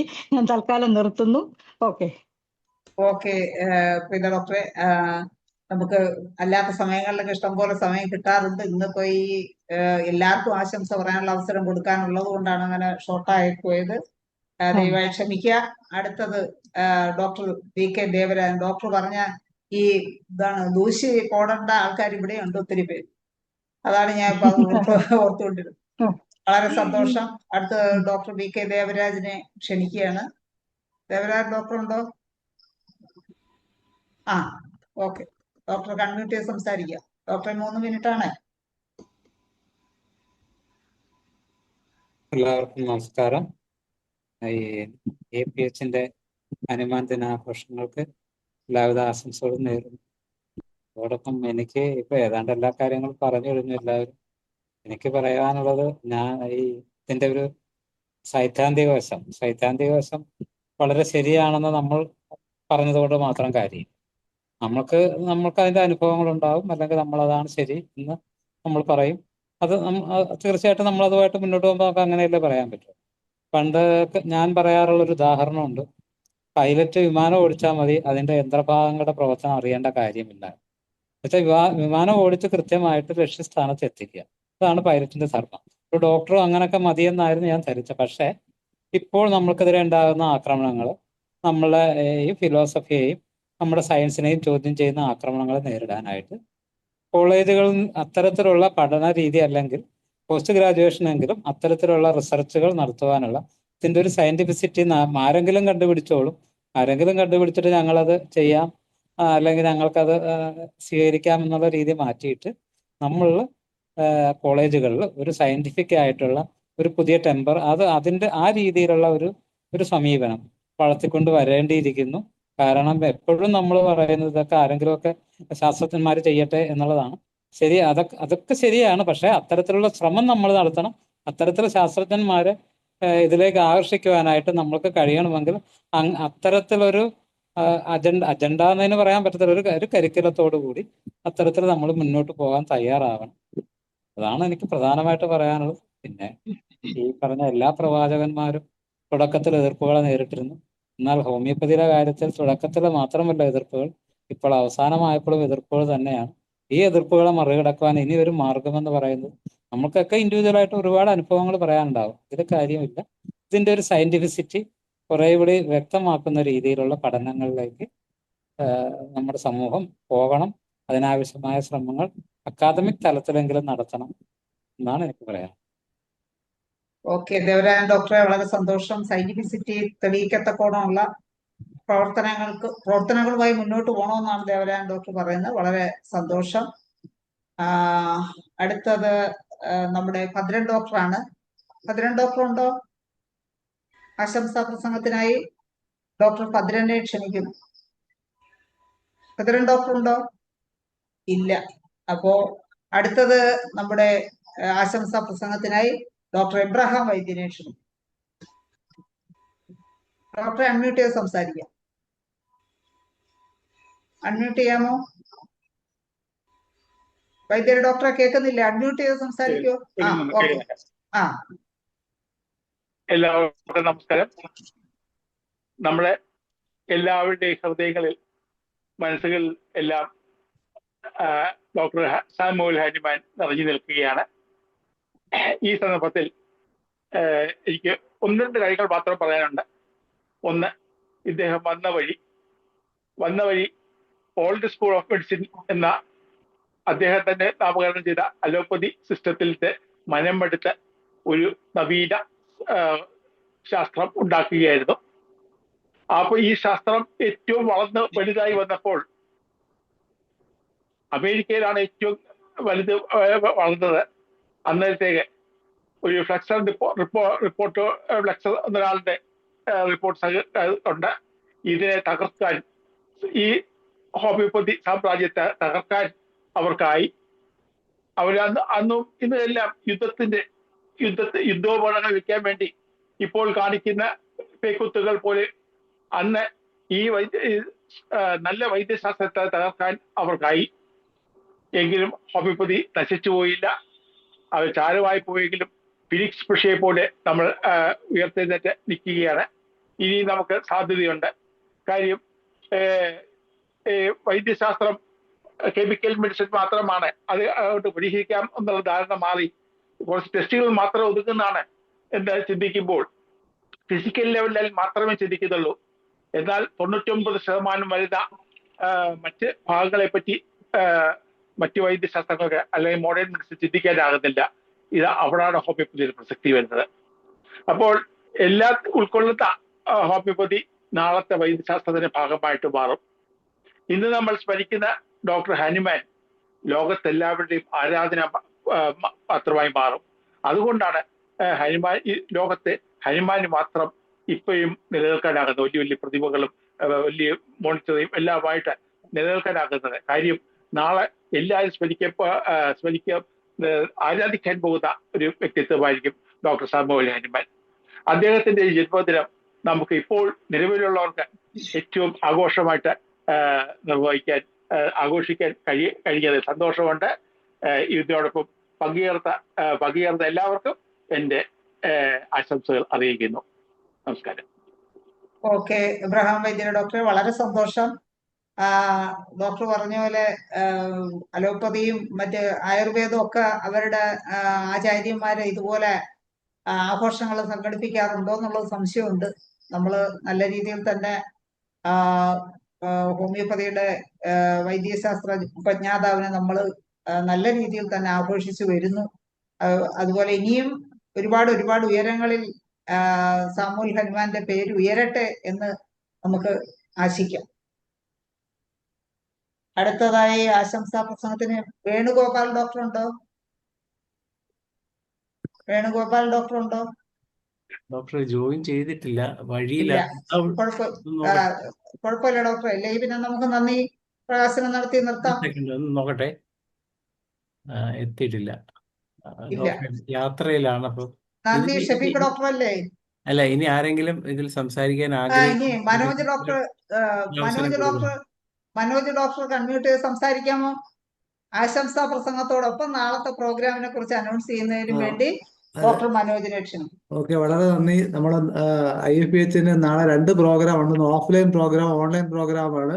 ഓഫ്ലൈൻ എന്ന് പറയുമ്പോൾ നമ്മൾ തിരുവനന്തപുരത്തെ ലോ അക്കാഡമിയിൽ വെച്ചിട്ട് കേരളകൗമുദിയും IFPHുമായിട്ട് സംയുക്തമായിട്ട് നടത്തുന്ന പ്രോഗ്രാമാണ്. അതിനകത്ത് 2 സെഷനുകൾ വെച്ച് ഡോക്ടർ ബിന്ദു BRന്റെ ന്യൂറോ ഡെവലപ്മെന്റ് ഡിസീസിനെ കുറിച്ച് വരണം, ഡോക്ടർ ഹരികുമാറിന്റെ ഹോമിയോപ്പതി സാധാരണക്കാരന്റെ വൈദ്യം എന്ന വിഷയത്തെ കുറിച്ച് 2 ടോക്ക് വെച്ചിട്ടുണ്ട്. ജോസ് ഐസക് സാർ മുഖ്യ ജോസ് ഐസക് സാറാണ്. അപ്പൊ ഇതോടനുബന്ധിച്ച് കേരളകൗമുദി പത്രത്തിൽ ഒരു ഫുൾ പേജ് നമ്മൾ കളർ സപ്ലിമെന്റ് പരസ്യം കൊടുക്കുന്നുണ്ട്. അതിനകത്ത് തന്നെ അഡ്വർടൈസ്മെന്റും ഉണ്ട്. പിന്നെ ഓൺലൈൻ പ്രോഗ്രാം എന്ന് പറയുമ്പോൾ രാത്രി 9:30 അത് ഡോക്ടർ താഹ, അദ്ദേഹം PMS ഡെന്റൽ കോളേജിലെ ചെയർമാനാണ്. താഹ സാറാണ് ഹനുമാൻ അനുസ്മരണ പ്രഭാഷണം ഉദ്ഘാടനം ചെയ്യുന്നത്. പ്രഭാഷണം നടത്തുന്നത് നമ്മുടെ IFPHന്റെ സഹായകരായ കൃഷ്ണദാസ് സാറാണ്. ഇത്രയുമാണ് നാളത്തെ പരിപാടിയെ കുറിച്ച് ബ്രീഫായിട്ട് പറയാനുള്ളത്. എന്തായാലും ഇന്നത്തെ പ്രോഗ്രാം വളരെ നന്നായിരുന്നു. ഇതിൽ ഇനിയും മുന്നോട്ട് പോകേണ്ടതുണ്ട്. പറഞ്ഞല്ല ഒരുമയുണ്ടെ ഉലക്കമേലും കിടക്കാം എന്നാണ് എനിക്ക് പറയാനുള്ളത്. എല്ലാവരും ഐക്യത്തോടെ മുന്നേറുക, വിദ്യ കൊണ്ട് പ്രവൃത്തരാകുക, സംഘടിത ശക്തരാകുക. നന്ദി, നമസ്കാരം. ഓക്കെ, വളരെ സന്തോഷം മനോജ് ഡോക്ടറെ. നമ്മൾ ഉദ്ദേശിച്ച കാര്യങ്ങളെല്ലാം അത്യാവശ്യം പൂർത്തിയായി. ഇന്ന് നല്ല രീതിയിൽ ഈ പ്രോഗ്രാം നടക്കുകയുണ്ടായി. പങ്കെടുത്ത എല്ലാവർക്കും ഔദ്യോഗികമായി നന്ദി പറയുന്നതിന് വേണ്ടി ഡോക്ടർ ഷഫീഖിനെ ക്ഷണിക്കുന്നു. ഷഫീഖ് ഡോക്ടറെ. കേൾക്കാം ഡോക്ടർ. എനിക്ക് ചെറിയ സന്തോഷമൊക്കെ ഉണ്ട്, അതുകൊണ്ട് സൗണ്ടൊക്കെ കുറച്ച് ബുദ്ധിമുട്ടാണെങ്കിലും എങ്കിലും ഇങ്ങനെയുള്ള സന്ദർഭങ്ങളിൽ നമ്മൾ സുഖമില്ല എന്ന് പറഞ്ഞ് മാറിയിരിക്കുന്നത് ശരിയല്ല എന്നുള്ളത് കൊണ്ട് എന്താണെങ്കിലും തന്നെ ഡോക്ടർ പറഞ്ഞപ്പോൾ ആദ്യം ആശംസകൾ പറഞ്ഞത്, പക്ഷെ പിന്നെ അവസാനം വോട്ട് ഓഫ് താങ്ക്സിൽ ആളില്ലാത്തത് കൊണ്ട് അതിലോട്ട് മാറി. എന്താണെങ്കിലും ഇങ്ങനെയുള്ള പ്രോഗ്രാമുകൾ വളരെ ഹോമിയോപ്പതിക്ക് വളരെ വളരെ വിലപ്പെട്ടതാണ്. പിന്നെ ഇതിൽ ഒരു കാര്യം പറയാനുള്ളത്, ഇപ്പം സമയം അതിക്രമിച്ചെങ്കിലും ഒരു കാര്യം പറയാം. ഹോമിയോ ചികിത്സ നേടാൻ കഴിയുന്ന രോഗികൾ ഭാഗ്യമുള്ളവർക്കേ പറ്റൂ എന്നുള്ള കാര്യം വളരെ വാസ്തവമാണ്. കാരണം ഭാഗ്യമുള്ളവർക്കേ ഈ സിസ്റ്റത്തിൽ ചികിത്സ എടുക്കാൻ കഴിയും. അത് ദൈവാധീനവും കൂടെ വേണം. അത് നമ്മൾ പല കേസിലും കാണുന്നുണ്ട്. അലോപ്പതി ചികിത്സകളെടുത്ത് നമ്മളൊരു സിസ്റ്റത്തിനെ കുറ്റം പറയുന്നതല്ല, പക്ഷേ നമ്മളുടെ സ്കോപ്പ് ഉള്ളപ്പോൾ പോലും അത് അറിയാൻ കഴിയാതെ പല പാവങ്ങളും പല വേറെ സിസ്റ്റത്തിൽ പോയി ഇങ്ങനെ കഷ്ടപ്പെടുന്നത് കാണുന്നതുകൊണ്ട് പറഞ്ഞെന്നുള്ളതേ ഉള്ളൂ. അതുകൊണ്ട് ഹോമിയോ ചികിത്സ എടുക്കാൻ ഭാഗ്യമുണ്ടാകുന്ന ജനങ്ങൾ കൂടുതൽ കൂടുതൽ ഉണ്ടാകട്ടെ എന്ന് പ്രാർത്ഥിക്കുന്നു. എന്താണെങ്കിൽ എന്റെ കർത്തവ്യത്തിലോട്ട് കടക്കാം. എന്താണെങ്കിൽ ഇന്നത്തെ പ്രോഗ്രാമിന് വോട്ട് ഓഫ് താങ്ക്സ് പറയുക എന്നുള്ള, ഞാൻ വീഡിയോ ഓൺ ചെയ്യാത്തത് എന്റെ നെറ്റ് ഇത്തിരി ഇത് കുറവാണ്, റേഞ്ച് കുറവാണ്. ഓൺ ചെയ്താൽ ചിലപ്പോൾ നെറ്റ് ഇനിയും കൂറാവാൻ ചാൻസ് ഉണ്ട്. അതുകൊണ്ട് ആദ്യമായിട്ട് നന്ദി രേഖപ്പെടുത്തേണ്ടത് നമ്മുടെ ക്ഷണം സ്വീകരിച്ചിവിടെ എത്തിയ പ്രശസ്ത സിനിമാ താരം അഞ്ജു അരവിന്ദനാണ്. ഭാഗ്യലക്ഷ്മി ഡോക്ടറുടെ പേഷ്യന്റ് എന്നുള്ള നിലയ്ക്ക് വന്നെങ്കിലും അവരൊരു ഹോമിയോ സ്നേഹിയാണ് എന്നറിഞ്ഞതിൽ വളരെ സന്തോഷം.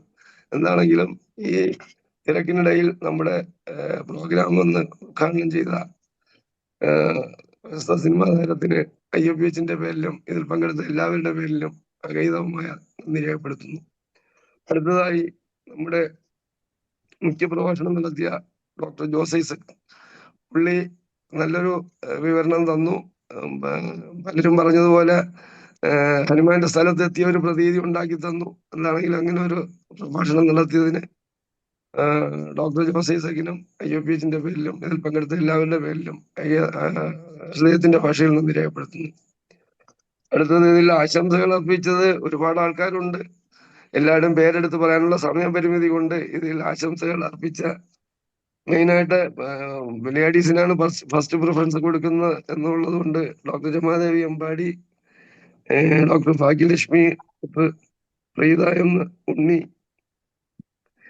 എന്നിവർക്കും, പിന്നെ doctor James Paul, doctor Muhammad Ansar, doctor Ehiya, doctor Salimkumar, doctor Devaraj, doctor Ibrahim Vaidyan എന്നിവർക്കെല്ലാം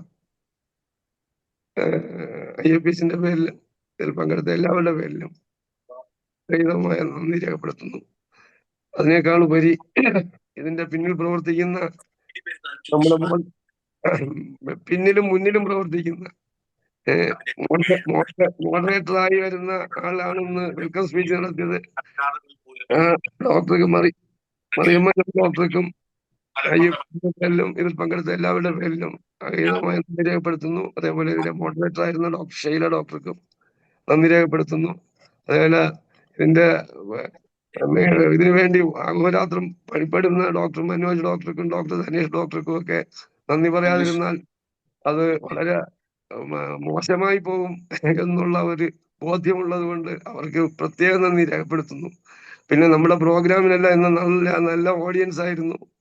അതുപോലെ ഖത്തറിൽ നിന്ന് നമ്മുടെ അബ്ദുസലാം സാഹിബ് വളരെ ലൈവായിട്ട് തന്നെ നമ്മുടെ ഇതിലുണ്ട്. അപ്പൊ അദ്ദേഹത്തിന് ഒരു നന്ദി സ്പെഷ്യലായിട്ട് പറയേണ്ട ആവശ്യമുള്ളത് കൊണ്ട് അദ്ദേഹത്തിന് ഒരു സ്പെഷ്യൽ നന്ദി രേഖപ്പെടുത്തുന്നു. അതുപോലെ തന്നെ പല സമയത്തും നമ്മൾ നോക്കുമ്പോൾ നമ്മള് വീഡിയോ ഓൺ ചെയ്ത് വന്ന് പുറം ലോകത്തുനിന്ന് വന്ന് ഇരിക്കുന്ന ഒരു വ്യക്തിയാണ്. അദ്ദേഹത്തിനെ നമ്മൾ ഒരിക്കലും മറന്നുകൂടാ. അതുപോലെ നമ്മുടെ ഏത് ഫംഗ്ഷനും ഏറ്റവും വിജയകരമാക്കി തീർക്കുന്ന പ്രേക്ഷകർ ഇന്ന് വളരെ കൂടുതലായിരുന്നു. അതുകൊണ്ട് ഇതിൽ പങ്കെടുത്ത എല്ലാ ഹോമിയോ ഡോക്ടേഴ്സിനും, ഹോമിയോ ലവേഴ്സിനും, സ്റ്റുഡൻസിനും, പിന്നെ ഇതിൽ പ്രാർത്ഥനാ ഗീതം പാടിയത് ആരാണെന്ന് എനിക്കറിയില്ല ആ ഞാൻ തന്നെ. വ്യക്തിക്ക്. അപ്പൊ അതിനും ഒരു സ്പെഷ്യൽ താങ്ക്സ്. പിന്നെ ഇതിൽ പങ്കെടുത്ത ആരെങ്കിലും വിട്ടുപോയിട്ടുണ്ടെങ്കിൽ അവർക്കെല്ലാം ചേർത്ത് എല്ലാവർക്കും കൂടി ഒരു സ്പെഷ്യൽ താങ്ക്സ് പറയുന്നു. ശുഭരാത്രി, സുഖനിദ്ര. Thank you. ഓക്കെ, അപ്പോ നന്ദി പ്രകാശനം നടത്തിയ ഷഫീഖ് ഡോക്ടർക്ക് പ്രത്യേകം നന്ദി അറിയിക്കുന്നു. അങ്ങനെ 2047 ദിവസത്തെ പ്രത്യേക ഹനുമാൻ സാമുവൽ ഹനുമാന്റെ ജന്മദിനാഘോഷങ്ങളുമായി ബന്ധപ്പെട്ട പ്രത്യേക പരിപാടി വളരെ നല്ല രീതിയിൽ ഇവിടെ അവസാനിച്ചിരിക്കുകയാണ്. പങ്കെടുത്ത എല്ലാവർക്കും ഒരിക്കൽ കൂടി നന്ദി അറിയിക്കുന്നു. എല്ലാവർക്കും ശുഭരാത്രി, സുഖനിദ്ര നേർന്നുകൊണ്ട് നിർത്തുന്നു. നാളത്തെ ഇംഗ്ലീഷ് സെഷൻ എല്ലാവരും പങ്കെടുക്കണമെന്നൊരു അഭ്യർത്ഥനയുണ്ട്. ഇംഗ്ലീഷ് സെഷൻ മുതൽ, കാരണം ഇംഗ്ലീഷ് മലയാളവും ഉണ്ട്. ഇപ്പം എല്ലാവരും മലയാളത്തിൽ പങ്കെടുക്കുന്ന ഒരു പ്രവണതയാണ് കണ്ടുവരുന്നത്. പക്ഷേ നാളെ ഒരു ഇന്റർനാഷണൽ ആഘോഷമാണ് നടക്കുന്നത്. അത് ഉദ്ഘാടനം ചെയ്യുന്നത് പ്രൊഫസർ ഡോക്ടർ സാബു തോമസ് ആണ്. അദ്ദേഹം ഗാന്ധി യൂണിവേഴ്സിറ്റിയുടെ മുൻ വൈസ് ചാൻസലർ ആയിരുന്നു. അതുകൂടാതെ പ്രസിഡൻഷ്യൽ അഡ്രസ്സ് സെയ്ഡ് സാറാണ്. പിന്നെ ഫെലിസിറ്റേഷനിൽ സഹാനി സാറുണ്ട്, പാർത്ത ചക്രവർത്തി ഉണ്ട്, ഡോക്ടർ സിംഗ് റോഗ് ഉണ്ട്, doctor Miriam Salcedo, doctor Servi Postigo, doctor A K Gupta, doctor Bob Lim, doctor Huang വിലിൻ, doctor Bipu Prasad, doctor Panda, professor Paul Joseph, doctor Beatriz, ഇത്രയും പേര് പങ്കെടുക്കുന്നുണ്ട്. അപ്പോൾ തീർച്ചയായും അതൊരു വൻ വിജയമാക്കാൻ എല്ലാവരും പങ്കെടുക്കണമെന്ന് ഒരിക്കൽ കൂടി അഭ്യർത്ഥിക്കുന്നു. നന്ദി, നമസ്കാരം. നന്ദി.